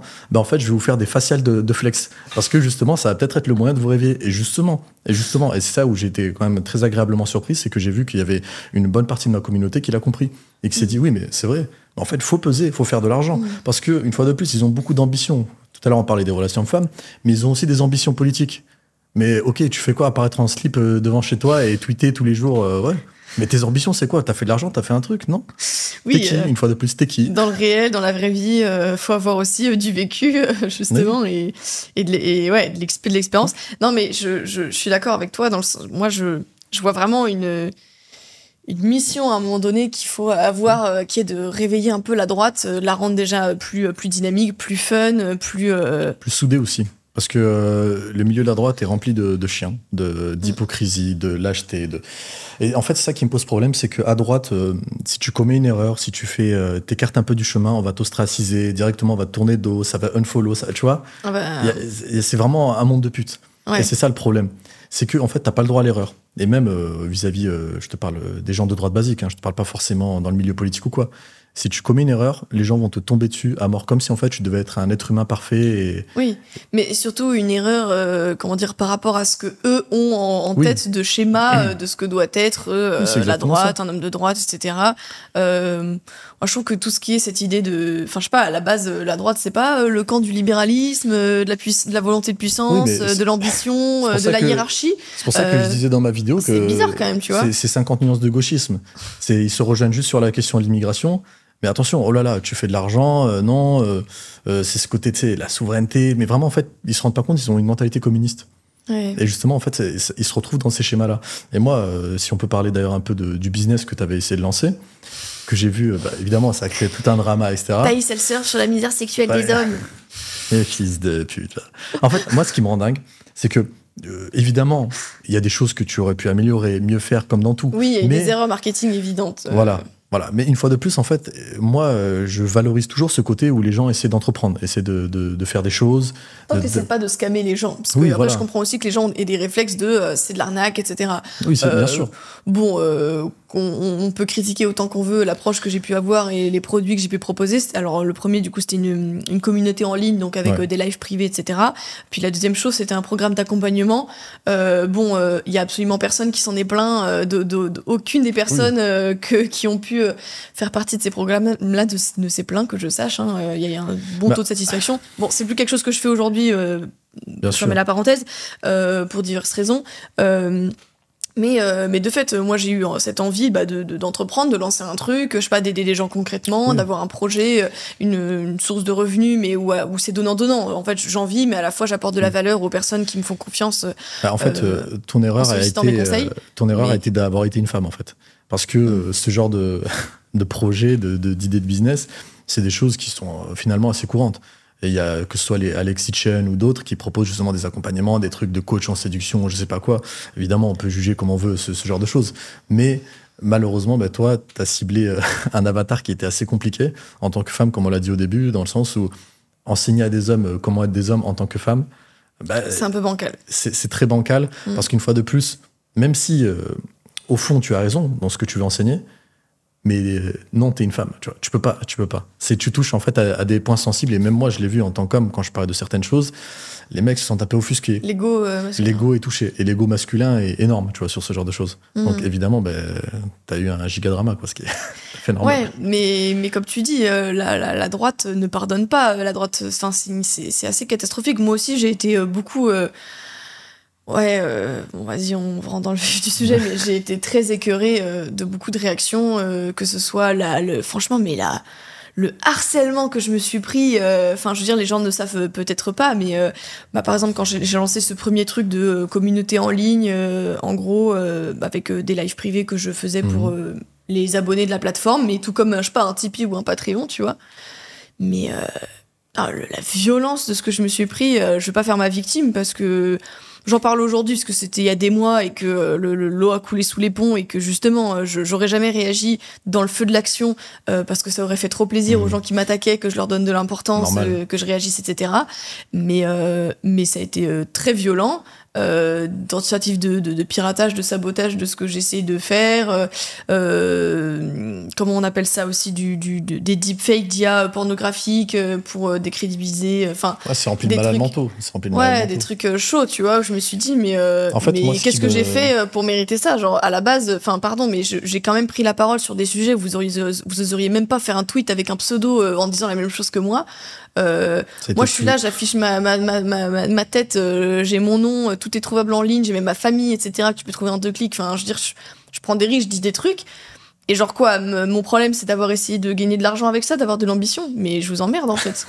Non pardon, mais non, mais c'est bien, mets le curseur de violence, comme ça je le mets à non mais c'est bon, là, c'est bon, on va dire les termes, genre... Non mais en fait c'est ça le problème, et moi c'était toute l'histoire un peu de ma carrière entre guillemets de YouTube, c'est que t'as toujours des gens sous pseudo qui vont te dire ce que tu dois faire, ce que tu as mal fait, ce que tu devrais faire et de quelle manière tu dois le faire, mais tous sous pseudo, tous anonymes. Et le nombre de fois où j'ai vu des mecs, à peine ont trouvé un peu des trucs sur leur identité, ils disparaissent d'Internet, ils suppriment tout. Et là, en fait, je me dis, je recontextualise. T'es une femme, t'as des grands gaillards, ça se trouve, ils ont même 30 ans, ils sont là à faire des deepfakes de toi, des trucs... Tu t'imagines le niveau de dégénérescence de ces types, le niveau de lâcheté? En fait, tu vois, c'est ça qui m'écœure, moi, par rapport à ces mecs de droite, parce qu'évidemment, t'as des mecs de gauche aussi qui ont profité de ce drama pour te chier dessus, et là, c'est plus, je dirais, un combat idéologique qui s'accompagne de harcèlement. Mais les mecs de droite qui ont fait ça, ils sont impardonnables, tu vois. Ils ont aucune excuse. Donc c'est pour ça que je me dis, ces mecs-là sont des merdes et resteront des merdes, et il faut justement les trier sur le volet. Donc nous, ce qu'il faut faire, c'est mettre en avant justement cette droite de volonté de puissance, cette droite de l'entrepreneuriat, du camp du fun, tu vois, comme ce qu'on a essayé de faire à l'époque. Et il faut perdurer là-dedans. À l'époque, donc, quand tu t'es lancé sur YouTube, parce que effectivement, c'est un constat que faisait, tu vois, Dany Heraz, je sais pas si ça te parle, des Twitchers. Je vois, oui. Influenceurs de gauche, qui d'ailleurs récemment sont tombés suite à un drama, donc c'est le serpent qui se mord la queue, ils sont tombés par là où ils ont péché, c'est très bien, mais bon bref, c'est pas la question. Je rebondirai là-dessus. Ah ouais, pour l'histoire de drama, etc. L'un des deux s'est fait accuser de je sais pas, de relation toxique par une de ses ex, Oui, je sais mais pas quoi. en fait, ce qui est très dommage, parce que moi, vraiment, j'arrive à nuancer, contraster. Je veux pas tomber dans le délire droitardé. Moi, je suis de droite, j'ai forcément raison, quoi. Il y a des choses, je sais que Dany Raz avait dit, qui étaient très intéressantes et qui mettent aussi en contraste et qui expliquent que on fait de la merde aussi à droite. Je veux dire, faut pas le nier, il faut être capable de faire son Ah, mais autocritique. clairement. Et c'est pour ça que, quand même, je trouve ça dommage qu'ils aient arrêté pour un drama à la con, alors que, c'est quoi, il a eu une relation avec une meuf quand elle avait entre 17 et 19 ans, et la meuf, je sais pas, voulu le dénoncer, ou j'ai pas trop compris, des comportements problématiques. Ouais. Mais Dany, si tu me regardes, t'es trop con, tu t'en bats les couilles. Enfin, 17, 19 ans, peut se prétendre d'avoir été parfait? Et en fait, c'est ça, en fait, malheureusement, à gauche, ce qu'ils ont subi, c'est cette pureté militante où, en fait, à moindre écart, je pense qu'il est même pire qu'à droite, au moindre écart, t'es finito. Si t'as pas respecté en fait le côté idéologique de la gauche, ostracisé, t'es une merde, tu peux plus jamais revenir sur le devant de la scène. Ouais. Et le problème, c'est qu'il a cuequé, et de ce que j'ai compris, il veut arrêter les lives, alors que justement, en fait, il apportait tellement de plus-value, il apportait du fun, du truc qui manquait à droite. Je crois qu'il se tâtait pas mal, des 5000 viewers constants sur Twitch. Et là, il arrête pour une histoire de merde, tu vois. Ah non, mais ça, je suis d'accord avec toi. Mais même, tu vois, ça me fait penser même à l'histoire Norman Tavo, etc. Ouais. Quand il revient sur YouTube, en fait, il est là, il s'excuse. Et en fait, en t'excusant et en donnant du crédit J'ai envie de le gifler, lui, mais c'est un truc de fou. Et le mec, il comprend pas que les gens qui le détestent vont continuer de le détester et s'excuser et faire le paillasson. Mais les gens vont marcher dessus. Ouais, bien sûr. Mais- En fait, il faudrait limite revenir et disant... Non, mais faut revenir. Moi, je suis Norman. Je reviens et j'ai un t-shirt, pardon. Je baise vos sœurs et alors, tu vois, c'est fou. Il y a pas besoin de rien dire d'autre. Faut rentrer dans le fun, faut double down, faut arrêter de queuquer. Et là, oui, non, mais je respecte la cause féministe. Mais ferme ta gueule, qu'est-ce que tu me racontes? Mais c'est mérité pour lui. Mais c'est mérité, mais c'est pour ça que pour moi aussi c'est mérité pour Dany Raz, tu vois. Enfin, il est là à s'excuser, etc. Désolé, j'arrête les lives et tout, mais en fait il tombe par là où il a péché. Ils ont promu à excès la sacro-sainte parole féminine. Une femme élève la parole et dénonce un agresseur. Faut tout de suite la croire juste sous prétexte que c'est une femme. Je dis pas qu'il faut partir du principe que les femmes mentent quand elles parlent de leurs agressions ou quoi que ce soit, mais déjà ne serait-ce que émettre. Enfin, juste l'hypothèse il existe peut-être un monde où ce genre d'accusation, c'est flou, t'étais pas là. Oui, enfin, bien sûr. je veux dire, c'est compliqué. L'idée, c'est pas de dire qu'il faut remettre en question la parole des femmes quand elles racontent qu'elles se sont fait violer ou quoi que ce soit, mais c'est juste attention. Je veux dire, c'est pas parce qu'une femme parle que tout de suite faut la croire parce que c'est une femme. Les femmes sont quand même très bonnes à la manipulation. Oui. C'est une de leurs techniques. Enfin, je veux dire, les hommes règlent leurs problèmes souvent par, je sais pas, les points, la force physique, l'intimidation. Les femmes, c'est la négociation, la séduction, la manipulation. Voilà, faut quand même faire attention avec ce genre de choses, et donc c'est pour ça que je dis bien fait. Mais moi, je peux pas m'empêcher d'avoir quand même un petit excès d'empathie pour Dany, parce que bon, quelque part, il est allé aussi au bout de ses valeurs, dans le sens où, ok, j'ai été attrapé dans ce genre de délire, ok, j'arrête, je reste fidèle à mes idées. La cohérence. Voilà. Mais même si je trouve que c'est une très mauvaise idée, un très mauvais calcul, parce que justement, je trouvais qu'il apportait limite du poids à la gauche, tu vois. Même si pour moi, tu sais, je pourrais me dire c'est un combat idéologique entre nous, mais il apportait, comme j'ai dit, des choses intéressantes. Et le problème, c'est que t'as beaucoup de mecs, en fait, qui se plient à leur communauté, à cette idéologie-là, alors qu'en fait, justement, ils devraient être des leaders. Ils devraient être des leaders et dire non, je vous emmerde, c'est comme ça et pas autrement.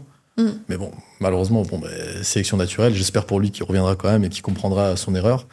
Parce que c'est vrai que, après on va clore la parenthèse Dany, mais avec tous les dramas qu'il y a à l'époque, avec la vidéo de Raptor sur lui, c'est un mec, je pense qu'il a dû aussi beaucoup souffrir psychologiquement de tout ça et qui a dû en garder des mantras. Donc peut-être qu'aujourd'hui c'est encore le cas et il s'est fait une place à gauche, tu vois, assez bien valorisé, beaucoup plus qu'avant. Et là, le fait de revoir surmanger un gros harcèlement, des mecs qui disent « Ah ouais, mais en fait, t'es une merde comme tout le monde, t'es un mec toxique », peut-être ça l'a détruit, j'en sais rien. Tu vois, mais... Avec cette dernière vidéo que tu t'as sortie, on a l'impression que voilà, t'attaques beaucoup la droite. Y a des points sur lesquels je te rejoins totalement. Moi aussi, j'en ai fait ce constat, ça m'a beaucoup dégoûté et je suis beaucoup sortie de ce milieu très politique. Et justement, parler de relations hommes-femmes, ça a permis aussi de mainstreamiser et de plus m'adresser qu'à un noyau dur de personnes qui veulent tout le temps, la seule forme de monétisation, par exemple, que tu peux avoir, c'est les dons, aidez-moi s'il vous plaît, faites-moi 5 € sur Tipeee, par pitié, tu vois. C'est ça qui est drôle, c'est pour ça que j'ai toujours eu horreur de cet aspect de donation, parce qu'en fait, t'es tributaire un peu des gens. Et t'as le premier fils de pute qui va venir te dire « Ouais, moi je t'ai donné 10 € une fois, maintenant tu me dois ça, tu vois. » Donc c'est pour ça que vraiment, t'as ce côté... En plus, on en revient au délire chrétien, hein, de la donation, de la charité, tu vois. Mais non, faut sortir de ça. Et là, je le dis même pour tous les influenceurs de droite qui vivent sur les dons, émancipez-vous de ça. C'est la pire des choses à faire. Pareil, moi, ça a été le cas. Hein. Au tout début, j'étais sur Tipeee, mais je me suis fait bannir rapidement. Du coup, ça a duré. Ça a duré 2 semaines. Ouais, voilà. Mais après, pareil, le fait d'être dépendant de sponsors, d'être dépendant de diverses marques. Et c'est vrai qu'au bout d'un moment, quand tu te retrouves à sponsor des rasoirs pour les couilles, ça casse les couilles. Parce qu'au bout d'un moment, tu sais, t'es en mode. Toujours, en fait, ils sont à t'expliquer, tu dois modifier ça sur le script, tu dois faire ça. Puis toi, ensuite, tu essaies d'adapter ta ligne, tu essaies d'être moins virulent, tu dis pas vraiment ce que tu penses. Et en fait, quelque part, tu rentres dans un peu une mentalité de salariat où tu as ton patron au-dessus de toi et tu n'es jamais libre au final. Donc vraiment, j'encourage tous les mecs de droite à rentrer dans ce délire entrepreneurial et s'émanciper au maximum. Bah en fait, pour moi, ça fait vraiment écho à un point qui me semble essentiel, c'est que finalement, c'est quoi le modèle qu'on propose aux hommes de droite aujourd'hui? Ça va être, va militer pour tel parti, coller des affiches pour tel parti, mais à aucun moment, il y a de notion de prise de responsabilité. Qu'est-ce que tu fais, toi, à ton échelle dans ta vie pour régler les problèmes que tu dénonces? Parce que je pense que c'est une chose de militer, etc. Enfin, j'ai milité, je regrette absolument pas cette période, mais je veux dire, à côté de ça, j'avais une vie sociale, j'avais, mes projets, mon ambition. Enfin, je veux dire, là, j'ai monté ma chaîne YouTube, je suis partie de mon côté, enfin bref. Mais en fait, à quoi ça sert de chercher à militer politiquement pour contre un problème si en fait déjà toi t'as aucune influence dans le réel, dans ta vie personnelle. Je pense que le discours qu'on devrait davantage tenir aux gens de droite, ce serait ok, j'en sais rien, t'en as marre de l'immigration, tu peux en parler et dire que ça te saoule, sauf qu'en attendant, qu'est-ce que tu fais toi pour vivre dans un endroit où il y en a pas, pour mettre ta famille à l'abri, pour éviter l'insécurité au possible. Et en fait, le problème, c'est que un discours purement en mode tu vas coller des affiches et en fait tu délègues les responsabilités de ta vie à de tierces personnes qui vont éventuellement voter pour que j'en sais rien, dans ta ville il y ait pas d'immigrés qui cassent les couilles, quoi, en gros. Pardon. Non mais en fait, je veux dire, déjà, c'est toujours délégué à une tierce personne et en fait jamais se prendre en main et se dire ok, moi mes responsabilités, moi qu'est-ce que je vais faire dans ma vie, comment je vais peser. Enfin, je veux dire, même pousser les gens à je sais pas, faire de l'argent, à être quelqu'un. Mais même, c'est bien pour eux-mêmes, mais c'est bien aussi politiquement. Parce que tu élargis ta sphère d'influence, tu élargis le pouvoir que tu as concrètement sur la société. Si tu as une position financière ou intéressante, tu vas éventuellement faire le don à des assos. Tu vas peut-être influencer les gens de ton entourage à penser comme toi parce que tu vas être une figure inspirante. Enfin, je veux dire, qui a envie de ressembler, qui a envie de faire partie du camp des mecs qui sont en slip sur Twitter, qui n'ont rien entrepris, qui sont au chôme du. Personne, en fait. C'est le choix de la facilité et c'est pour ça qu'en fait c'est très paradoxal parce que tout ce que tu racontes c'est vrai avec véridisme. Je suis un terme, mais en vrai moi par exemple j'ai prôné des valeurs, j'ai dit les gars, faut réussir, faut faire de l'argent, faut faire tout ça, se barrer. Quand je l'ai fait, on m'a dit t'es un lâche. Tu me racontes, je t'ai expliqué, faut peser, faut faire de l'argent, faut avoir de l'influence, comme tu as dit, qu'est-ce que tu fais pour sortir en fait de ton quartier de merde? Moi, j'ai vécu 20 ans en HLM, je me suis démerdé pour ne pas vivre ça au quotidien, pour ne pas imposer ça à ma famille ou à qui que ce soit. Donc, j'ai bossé, j'ai fait de la thune, je m'en bats les couilles, je dis je suis millionnaire, et alors, prenez exemple, faites la même chose. Et justement, là, je vis dans un endroit parfait. Pas d'insécurité. Je sais que demain, si j'ai des enfants, ça va super bien se passer. Et au nom de quoi je vais rester en France? Au nom de quoi je vais faire subir à mes proches, à mes enfants de l'insécurité? On m'a dit oui, mais non, c'est le combat. Mais le combat de quoi? Ils combattent rien du tout. En fait, ils imaginent leur lâcheté comme un combat. Le fait, en fait, de subir leur vie, de rester à l'endroit où ils sont, ils disent non, mais c'est un combat. Non, tu combats pas, c'est que t'as juste pas le choix. Tu rationalises juste l'échec, ton impossibilité à sortir de cet endroit de merde. Exactement. Si t'en avais l'occasion, tu sauterais dessus. Oui. Et tout à l'heure, je te parlais de miroir, je leur renvoie justement le miroir de leurs propres échecs. Et au lieu de se dire, putain, c'est vrai, vas-y, il faut que je fasse la même chose que lui, ils disent non, mais toi, t'es un lâche. Oui, mais on tient pas assez ce discours à droite, justement, de recherche de liberté. Le fait, le courage, c'est pas juste. En fait, c'est pas juste aller en manif et te faire plaisir à aller troller des gauchistes. Enfin, je veux dire, c'est marrant, mais ça va 2 minutes, en fait. On n'est plus en BIC 2016, tu vois, En fait, les gauchistes, on les laisse dans leur marasme tout seuls. La réalité, elle va les rattraper, en fait. Mais par contre, nous, on rira bien depuis notre endroit préservé parce qu'en fait, on fera partie des gens qui pèsent, on aura de l'influence et on aura pris des risques véritablement parce que, tu vois, franchement, moi, j'ai adoré le militantisme. Ça me manque pour plein de raisons. Le côté adrénaline, le côté... Enfin, clairement, le militantisme, c'est un truc où tu te fais plaisir. Les gens ont l'impression que c'est un truc hyper courageux. Ça l'est aussi, Enfin, parce que tu prends des risques, t'affiches ta gueule. Enfin, en tout cas, c'était mon cas, donc voilà. Mais il y a aussi une partie où tu fais ça parce que ça te fait kiffer. Bien sûr, ça te fait kiffer. C'est l'aventure. Voilà. Mais le truc, c'est que moi, je considère avoir été bien plus courageuse et avoir pris bien plus de risques en lançant une offre payante, tu vois, et en prenant la sauce et une partie de la communauté qui me tombe dessus et qui me reproche de vouloir gagner ma vie, tu vois. Mais parce que ça a été beaucoup plus dur ça que d'aller voir des gauchistes, leur dire regardez, je suis de droite, je suis ci, je suis ça, et que ça les fasse rager. En fait, mais moi, ça me faisait kiffer, ça. C'est très drôle parce qu'à droite, on dit souvent, oui, les gauchistes sont déconnectés du réel. Mais ils se rendent pas compte qu'à droite aussi. Le nombre de fois où j'ai entendu des mecs me dire non, mais c'est facile que tu te poses sur ton siège et t'allumes ta caméra et c'est bon. Ouais. Mais tocard, si c'est aussi facile, fais-le. Si tu crois que c'est facile de subir des pressions médiatiques, suicide social, on en parlait des comptes en banque fermés, enfin bref, un truc, en fait, ils se rendent même pas compte. Mais en fait, comme je t'ai dit, je pense qu'au fond d'eux, ils le savent. Du coup, c'est pour ça que ça suscite en fait tellement de véhémence de leur part. Mais une fois de plus, déconnecter de la réalité, les droitards aussi. Pas tous, mais une bonne partie. Et donc la politique, ça t'a... Le milieu, on va dire, politique, t'a un peu repoussé pour toutes ces raisons. Maintenant, j'ai l'impression que tu reviens quand même avec un certain discours politique sur ta chaîne. C'est quoi le projet, finalement ? Comme j'ai dit, apporter en fait un vent de fraîcheur, mais un vrai vent de fraîcheur sur la droite, pardon. Pas un délire, encore un énième espoir, les Mélanie, les Louis Sarkozy, ce genre de conneries. Vraiment, en fait, une action concrète. Vraiment diffuser de l'idéologie. Et comme j'ai dit de toute façon au début du podcast, j'ai toujours milité pour mes propres idées et ma vision de la vie. Parce que je pense que militer pour des politiques, c'est déjà louer son cerveau à quelqu'un d'autre. Donc c'est quelque chose que j'ai toujours détesté faire. Donc là, concrètement, ce que je veux faire, c'est une droite de volonté de puissance, une droite de business, d'entrepreneuriat, d'aventure. Une droite, en fait, qui sort en fait de ces carcans, de tous ces délires aussi, qu'on en parlait tout à l'heure, très chrétiens, qui t'empêchent justement de t'élever. On peut rendre la chrétienté beaucoup plus stylée que ce qu'elle n'est maintenant. Mais je pense que, même pour ceux qui croient en Dieu, hein, moi je l'ai toujours dit quand je débat avec des croyants, on nous a donné 2 bras, 2 jambes, un cerveau, c'est pour faire quelque chose. Et pas pour être là et souffrir et se dire ouais, je vais rester dans ma campagne. On ne doit pas juste être des martyrs où c'est vraiment c'est facile en fait d'être un martyr. C'est vrai que ça aussi c'est un discours qui n'est pas populaire et qui n'est pas disons politiquement de droite correct. C'est en fait être un héros, c'est bien plus méritant qu'être un martyr. Et bien sûr que oui. Et le problème c'est que à droite en fait on est rentré. Le martyr, tu subis, tu fais rien, t'es passif. Le héros, il entreprend, il est actif, il prend des risques, etc. Il s'interpose face au danger, il cherche la victoire. Exactement. C'est facile de se laisser crever. Et qui crée aussi, on en revient aux relations hommes-femmes, mais qui crée aussi le désir envers les femmes. Parce que là, en soi, à droite, on est tombé dans ce côté, et même moi, à une époque, oh là là, je suis censuré, oh là là, c'est difficile. Se flageller, aidez-nous, vous voyez comment c'est les gauchistes m'attaquent, c'est bon, on s'en fout.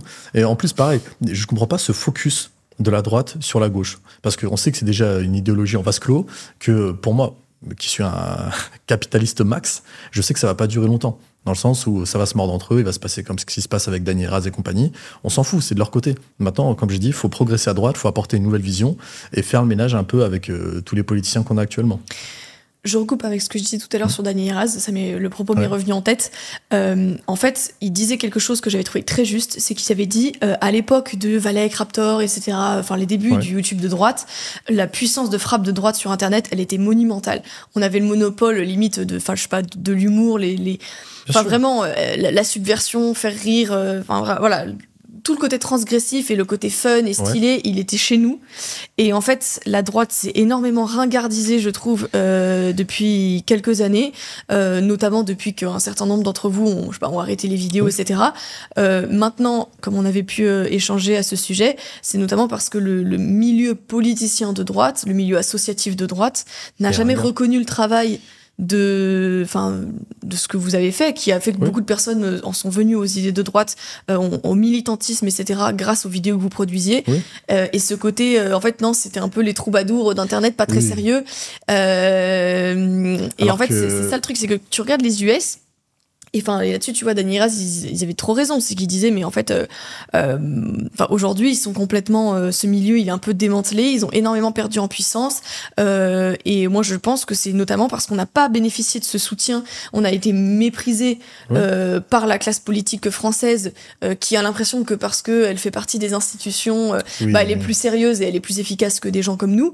Mais pardon, je veux pas du tout, je veux pas avoir l'air mégalo en disant ça. Mais un Valek avec 400 000 abonnés qui fait des centaines de milliers de vues par vidéo a 1000 fois plus d'impact, ou même une Thaïs Descuffon qui fait des millions de vues sur TikTok a 1000 fois plus d'impact qu'un random député qui a été élu dans un bled où personne sait où c'est, personne sait le situer sur une carte, et que le mec il a une petite voix à l'Assemblée, mais en fait personne sait qui c'est, il a zéro influence. Et je veux dire, le préambule du vote, c'est le combat culturel, métapolitique, le fait de mettre dans la tête des gens certaines idées, mais les politiciens, mais les politiques de droite n'arriveraient à rien s'il n'y avait pas des gens comme nous qui travaillaient culturellement à faire baigner les gens dans un bain idéologique de droite. C'est pour ça que nous, on a eu ce dégoût et que pour la majorité d'entre nous, on avait arrêté ou pris une longue pause, parce qu'en fait, on voyait aucun sens à ça. T'es là, tu parles toujours de la même chose, t'as aucune reconnaissance, en fait, t'as rien du tout. Aucun relais, les politiciens te snobent, enfin, je veux dire, t'essaies d'inviter une chanson. Moi, je pensais même, quand j'avais fait ma vidéo d'expatriation en Andorre, je pensais que ça allait être le point final de ma chaîne YouTube, et bon, j'ai plus rien à vous dire, j'ai déjà abordé tous les sujets, c'est la fin. Du coup, je me suis concentré sur moi-même, mes business, j'avais pas besoin de YouTube pour vivre, je vivais très bien déjà tout ce que j'avais. Mais c'est vrai que, comme tu dis, ils ont ce côté très hautain de se dire, on n'a pas besoin de vous. Alors que concrètement, ce qui s'est passé, et moi je l'ai même vu sur Twitter, le nombre de jeunes et de mecs que j'ai vus disaient « Ah mais moi à l'époque j'étais matrixé par Raptor et Valek et compagnie ». Mais il y a eu un travail de fond qui a été colossal. Et si on devait quantifier, que ce soit moi, Raptor, Papacito, Bruno et bien d'autres encore, on est facilement à des milliards de vues. Des milliards de vues, on se rend pas compte de ce que ça représente. Qui fait des milliards de vues dans ces trucs de politiciens? Personne. C'est des randoms. Et c'est pour ça que je dis pas ça en mode pour me jeter des fleurs, big ego, les chevilles qui gonflent. Non, mais c'est qu'il y a eu un travail colossal qui a été fait et qui n'a pas été reconnu. Et une fois de plus, après, je vais pas rentrer dans les détails des trucs politiques, mais il y a eu beaucoup de trucs en off où on a été pris pour des merdes. C'est limite, les mecs me disaient, vous êtes qui Ouais, bah déjà, tu vois, moi j'ai commencé de l'entrepreneuriat parce qu'en fait c'était très difficile de vivre de mon activité sur YouTube parce que les sponsors c'est difficile d'en trouver quand tu tiens des discours qui sont clivants, qui sont des prises de position pas évidentes à avoir et à assumer. La monétisation Tipeee et compagnie, soit ça saute, soit les gens ils te tombent dessus parce que t'essaies d'en vivre, etc. T'as pas forcément la possibilité de retrouver un travail classique, et donc oui, je me suis lancée dans l'entrepreneuriat, mais trouver des financements, en fait, avant, tu vois, de faire ça, moi j'étais financée par des organismes de droite qui financent des initiatives de droite, tu vois, mais là pareil, en fait t'es tributaire de quelqu'un qui va t'imposer une certaine ligne, et parce que moi j'avais pas envie de m'empêcher de dire telle ou telle chose que je pense parce que ça plairait pas à tel mécène, on m'a coupé les financements. Mais donc voilà, les gens se rendent pas compte aussi en fait des backstage, de comment ça se passe pour continuer. En fait, s'il y a pas plus aussi de gens qui prennent la parole sur les réseaux sociaux, qui deviennent influenceurs, parce que finalement, même après la vague Raptor, Papacito, toi et compagnie, Bruno Le Salé ou d'autres, mais il n'y a pas vraiment eu de nouveaux youtubeurs de droite. Personne n'a émergé depuis toute cette vague, tout simplement parce que justement, on n'a pas le soutien qu'il y a derrière. Le soutien que les gens de gauche ont, déjà parce qu'ils ont l'hégémonie culturelle pour le moment, et encore, on est là pour remettre ça en question, mais aussi parce qu'ils ont les relais, parce que les politiciens leur parlent, parce qu'ils ont des financements, du tissu associatif, etc. Et même s'ils ne sont pas forcément d'accord, ces associations, avec 100% des prises de position que prennent tous ces influenceurs de gauche. Et ce qui est paradoxal, c'est que là... tu vois certains partis de droite que je ne nommerai pas qui s'associent justement à certains collectifs qui sont ultra malaisants, qui collent des stigmates. Moi, j'appelle ça des collectifs de sidaïque, tu vois. Sans citer, on voit bien de qui on parle. Et en fait, ils s'associent à ce genre de trucs. Des trucs qui n'ont pas d'impact. Des mecs qui achètent des abonnés. Enfin, tu te rends compte qu'en fait, je sais pas s'ils sont stupides ou ils le font exprès, ou alors ils veulent peut-être avoir la main mise parce qu'ils se disent que, bon, c'est des collectifs avec des mecs un peu neuneux, donc on peut se servir d'eux assez facilement. Mais pareil, à l'époque, je me souviens, quand il y avait pas mal d'influenceurs qui passaient sur TPMP, on avait même été contactés pour y aller, mais on a été déprogrammés parce qu'en fait, ils se sont rendus compte du danger derrière. Parce qu'on avait demandé à ne pas être en live différé, parce que je crois que c'était un live de 15 ou 30 minutes différé, et en 15-30 minutes, ils peuvent couper, te faire dire ce que t'as pas dit. Enfin, tu vois, on dit non, c'est gros live et rien d'autre. Et déprogrammé, plus jamais réinvité, tu vois. Et du coup, là, tu te retrouves avec je ne sais combien de personnes qui passent sur des CNews, des plateaux, des trucs, mais des gens vides, tu vois, des gens vides. Et c'est pour ça que je disais qu'il y a vraiment un manque de reconnaissance qui se fait à droite, et on met en avant les mauvaises personnes. Et c'est pour ça que je pense qu'actuellement, ce qui se passe en France, c'est mérité. La droite qu'on a actuellement en France, elle est méritée. Parce qu'ils n'ont pas su saisir le flambeau quand on a tous arrêté. Bon, là, heureusement plutôt, moi, je suis revenu dans cette optique où je me suis dit, bon, c'est vrai que je me faisais un peu chier, j'avais accompli un peu tous mes objectifs. Je me suis dit, vas-y, j'ai envie de revenir et proposer un truc bien, un truc nouveau. Pas rentrer encore dans les mêmes délires qu'avant, et surtout que j'ai énormément aussi progressé dans ma tête. J'ai évolué, je me suis dit, je peux apporter en fait de nouvelles idéologies à droite. Donc maintenant, à voir ce que ça va donner dans les mois à venir. Mais j'en suis quand même confiant, parce que je vois vraiment qu'il y a un sursaut qui se passe. Je vois cet aspect où on essaie vraiment d'imiter aussi les States, le Trump, le côté brut de décoffrage. Et je pense que si on guide vraiment les gens comme on le faisait à l'époque, peut-être éventuellement refaire un bloc avec les anciens influenceurs, on peut vraiment proposer quelque chose de puissant à droite. Oui, parce que quand tu regardes ce qui se passe donc dans la sphère US, pour le coup, je veux dire, Donald Trump, il est allé par exemple dans le podcast de Joe Rogan, je crois. Enfin, je veux dire, il y a des connexions qui se font dans tout ce monde-là. La plateforme, par exemple, Daily Wire, qui est beaucoup plus, je sais pas, conservateur, etc. Bon, bah, ils s'invitent. Enfin, je veux dire, il y a une crédibilité qu'on accorde à tout ce travail qu'ils effectuent et qui est hyper important. Et si Donald Trump a été élu, c'est notamment parce qu'ils ont su faire jouer tout ce réseau, et que moi, pour avoir suivi ce qui se passait de loin sur Internet pendant la campagne Trump, enfin c'était du délire.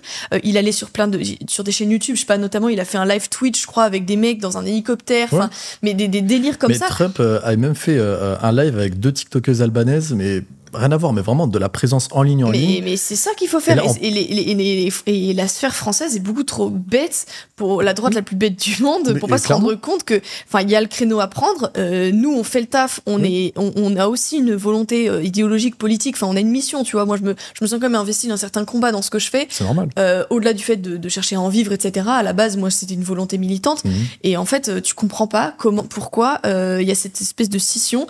C'est pas faute je sais pas, d'avoir tendu la main et qu'en fait on nous a craché dessus, tu vois. J'ai l'impression que c'est vraiment une sorte de caste aristocratique en France, très pédante, balai dans le cul. Parce que moi, à l'époque, quand c'était la campagne par rapport à Zemmour et tout, on s'est dit, bon, on peut tenter quelque chose. Franchement, cette hype autour de Zemmour, elle a été aussi en grande partie due au travail des gens sur Internet, les gens qui ont fait des TikTok, des trucs. Et à l'époque, on s'est dit, bon, peut-être qu'il y a moyen de faire quelque chose, et les seuls retours qu'on a pris, c'est, vous êtes qui, pourquoi Non, mais c'est lunaire. C'est lunaire, et tu vois, tu tombes d'eau, t'es en mode, en fait, limite, peut-être si t'existes actuellement avec ton parti à autant de voix et autant de jeunes, c'est peut-être grâce à nous un peu, tu vois. C'est pas parce que t'as débarqué de nulle part, personne n'a entendu parler de toi, et... Aux US, il y avait tous les influenceurs de la sphère entrepreneuriale, enfin donc business, les Hormozy et compagnie. Il y a eu la sphère, bien sûr, de droite, politique. Il y a eu la sphère même le sport. Il y a eu des catcheurs, des machins, enfin des mecs qui ont pris position. Enfin, ils créent vraiment culturellement une ambiance qui est incroyable. Et en fait, moi, c'est un petit peu aussi l'ambition que j'ai pour la droite en France, c'est de recréer un peu un truc comme ça. Et en fait, de toute façon, c'est ça où on continuera de perdre encore et encore, d'avoir toujours les mêmes lignes réac, marginalisantes, les trucs vieux, tu souffles, ces trucs, c'est en poussière. Mais le problème, c'est que en fait, faut qu'on arrive à faire sauter ces verrous-là à droite pour débloquer en fait le côté mainstream avec d'autres influenceurs, pas politiques, hein, mais que ce soit des acteurs ou que sais-je encore, tu vois. Mais tant qu'on n'aura pas fait sauter ces verrous-là, ça serait un repoussoir. C'est impossible en fait de bien mêler sûr, les deux. Tout le monde a envie de faire partie du camp des gens stylés, des gens fun, et ouais, bien sûr. Et pour ça, ça passe notamment par cette volonté de liberté, d'indépendance, ce que toi t'as monté avec le Valec Studio. Pour ceux qui ne le sauraient peut-être pas, je fais partie du Valec Studio puisque j'ai déjà mené des ateliers au sein de ton programme. Et d'ailleurs, beaucoup de choses que j'ai appris au Valec Studio, des techniques de marketing, telles que le développement de son image de marque, le montage vidéo. Toutes mes vidéos sont montées par des élèves de ton programme. Donc il y a des offres d'emploi et on les fait travailler. Mais de fait, en tout cas, moi, ça m'a apporté beaucoup. Et notamment, si ça vous intéresse, le Valec Studio, j'ai mis un lien dans la description pour rejoindre un peu cette communauté qui se rencontre aussi dans la vraie vie. Parce que l'idée, c'est pas juste d'aider des mecs à glow up, à atteindre la liberté financière et à être quelqu'un. C'est aussi un réseau. Se créer un réseau, se retrouver, créer un camp de droite qui entreprend, qui réussit, quoi. Oui, c'est ça l'idée. Et je fais quand même un disclaimer, mais on veut quand même des gens sérieux qui nous rejoignent, pas des mecs qui viennent sans ambition. Oui, il y a un tri. On fait quand même un tri. C'est pour ça qu'en fait, quand les gens en fait viennent, on les prend déjà en appel pour savoir en fait ce qu'ils valent. Est-ce que on le prend ou pas? Donc vraiment, on cherche vraiment à faire en sorte que tous les mecs qui nous rejoignent, ça soit uniquement de la qualité. Parce qu'après, ça se ressent quand tu fais des rencontres et des trucs et tu tombes sur des espèces de vieux incels ou des mecs comme ça. Non, on n'en veut pas. Donc, volonté de puissance, et on en reste là. Et rien d'autre. Et rien d'autre. Mais non, mais de fait, moi, ça m'a pas mal apporté sur pas mal d'aspects. Toutes ces compétences que tu partages. Et donc, bon, là, pour le coup, ça, c'est... Mais même toi, en tant que fils, ça t'a apporté aussi cette volonté de puissance, dans le sens où rien que le fait de comprendre l'aspect marketing, comment fonctionnent les gens, comment propager des idées, les 3 secondes principales pour j'aime pas les termes, fils de pute. Attraper l'attention des gens. Attraper l'attention des gens, oui. En fait, c'est tout un état d'esprit qu'il faut avoir. Parce que là, on y est déjà à l'ère du digital, du numérique, il n'y a que ça, même toutes les entreprises bossent là-dedans. Donc si on ne se met pas à la page sur ce genre de nouvelles technologies, entre guillemets, on est finito. Même ton boucher, maintenant, il est sur TikTok.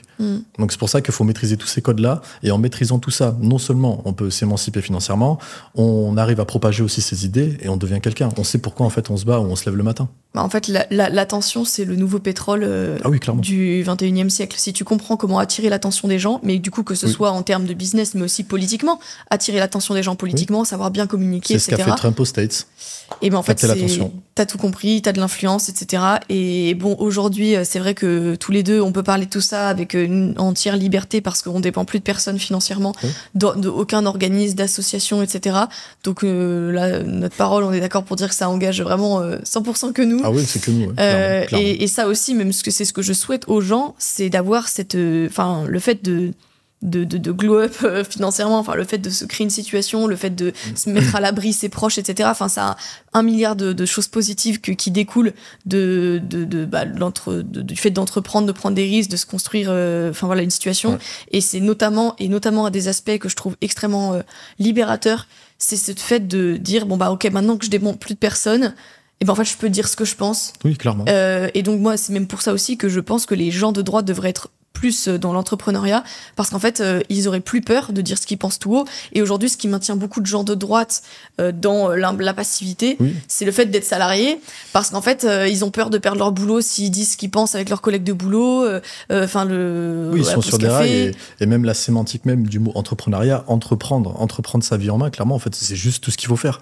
C'est tout ce qu'il faut faire. Donc, d'ailleurs, juste pour revenir 2 secondes aussi sur le Valec Studio, on parlait tout à l'heure des relations hommes-femmes, et on voit aussi à quel point, même toi qui es là-dedans, qui échange avec les membres, que ce soit les ateliers ou les rencontres, tu ne sens pas en fait le côté des mecs qui sont là pour venir te parler, les mecs un peu incel. Non. Parce que justement, ils ont compris. Thaïs n'est pas le projet du Valec Studio. Tu vois ce que je veux dire ? Donc c'est ça qui fait du bien. Et pareil avec les autres femmes. T'as pas des mecs qui sont là en chien ou quoi que ce soit parce qu'ils ont compris l'objectif, ils ont le bon mindset et ils sont pas intéressés par ça. Donc c'est pour ça qu'en fait c'est vraiment un tout, comme je disais, le big packaging quoi. Écoute, sur ces mots, je pense que ça peut être une bonne conclusion. Je trouve que c'est particulièrement intéressant de voir en fait que voilà, t'as un projet. En fait, le projet à échelle individuelle qui est ta situation, en fait, ça a aussi une dimension collective parce que tu vois, je conclurai là-dessus. Il y a beaucoup de gens qui ont pu te reprocher ou pourraient me reprocher parce qu'on veut faire de l'argent ou avoir une situation, d'être individualiste, de penser qu'à sa gueule, de plus avoir de vision militante. Tu penses pas à la France, tu t'expatries, j'en sais rien. Mais en fait, au contraire, je pense qu'on a pu démontrer ici que c'est justement parce que tu deviens libre que tu peux aider les autres, que tu peux avoir de l'influence, et qu'en fait, politiquement, tu as du poids.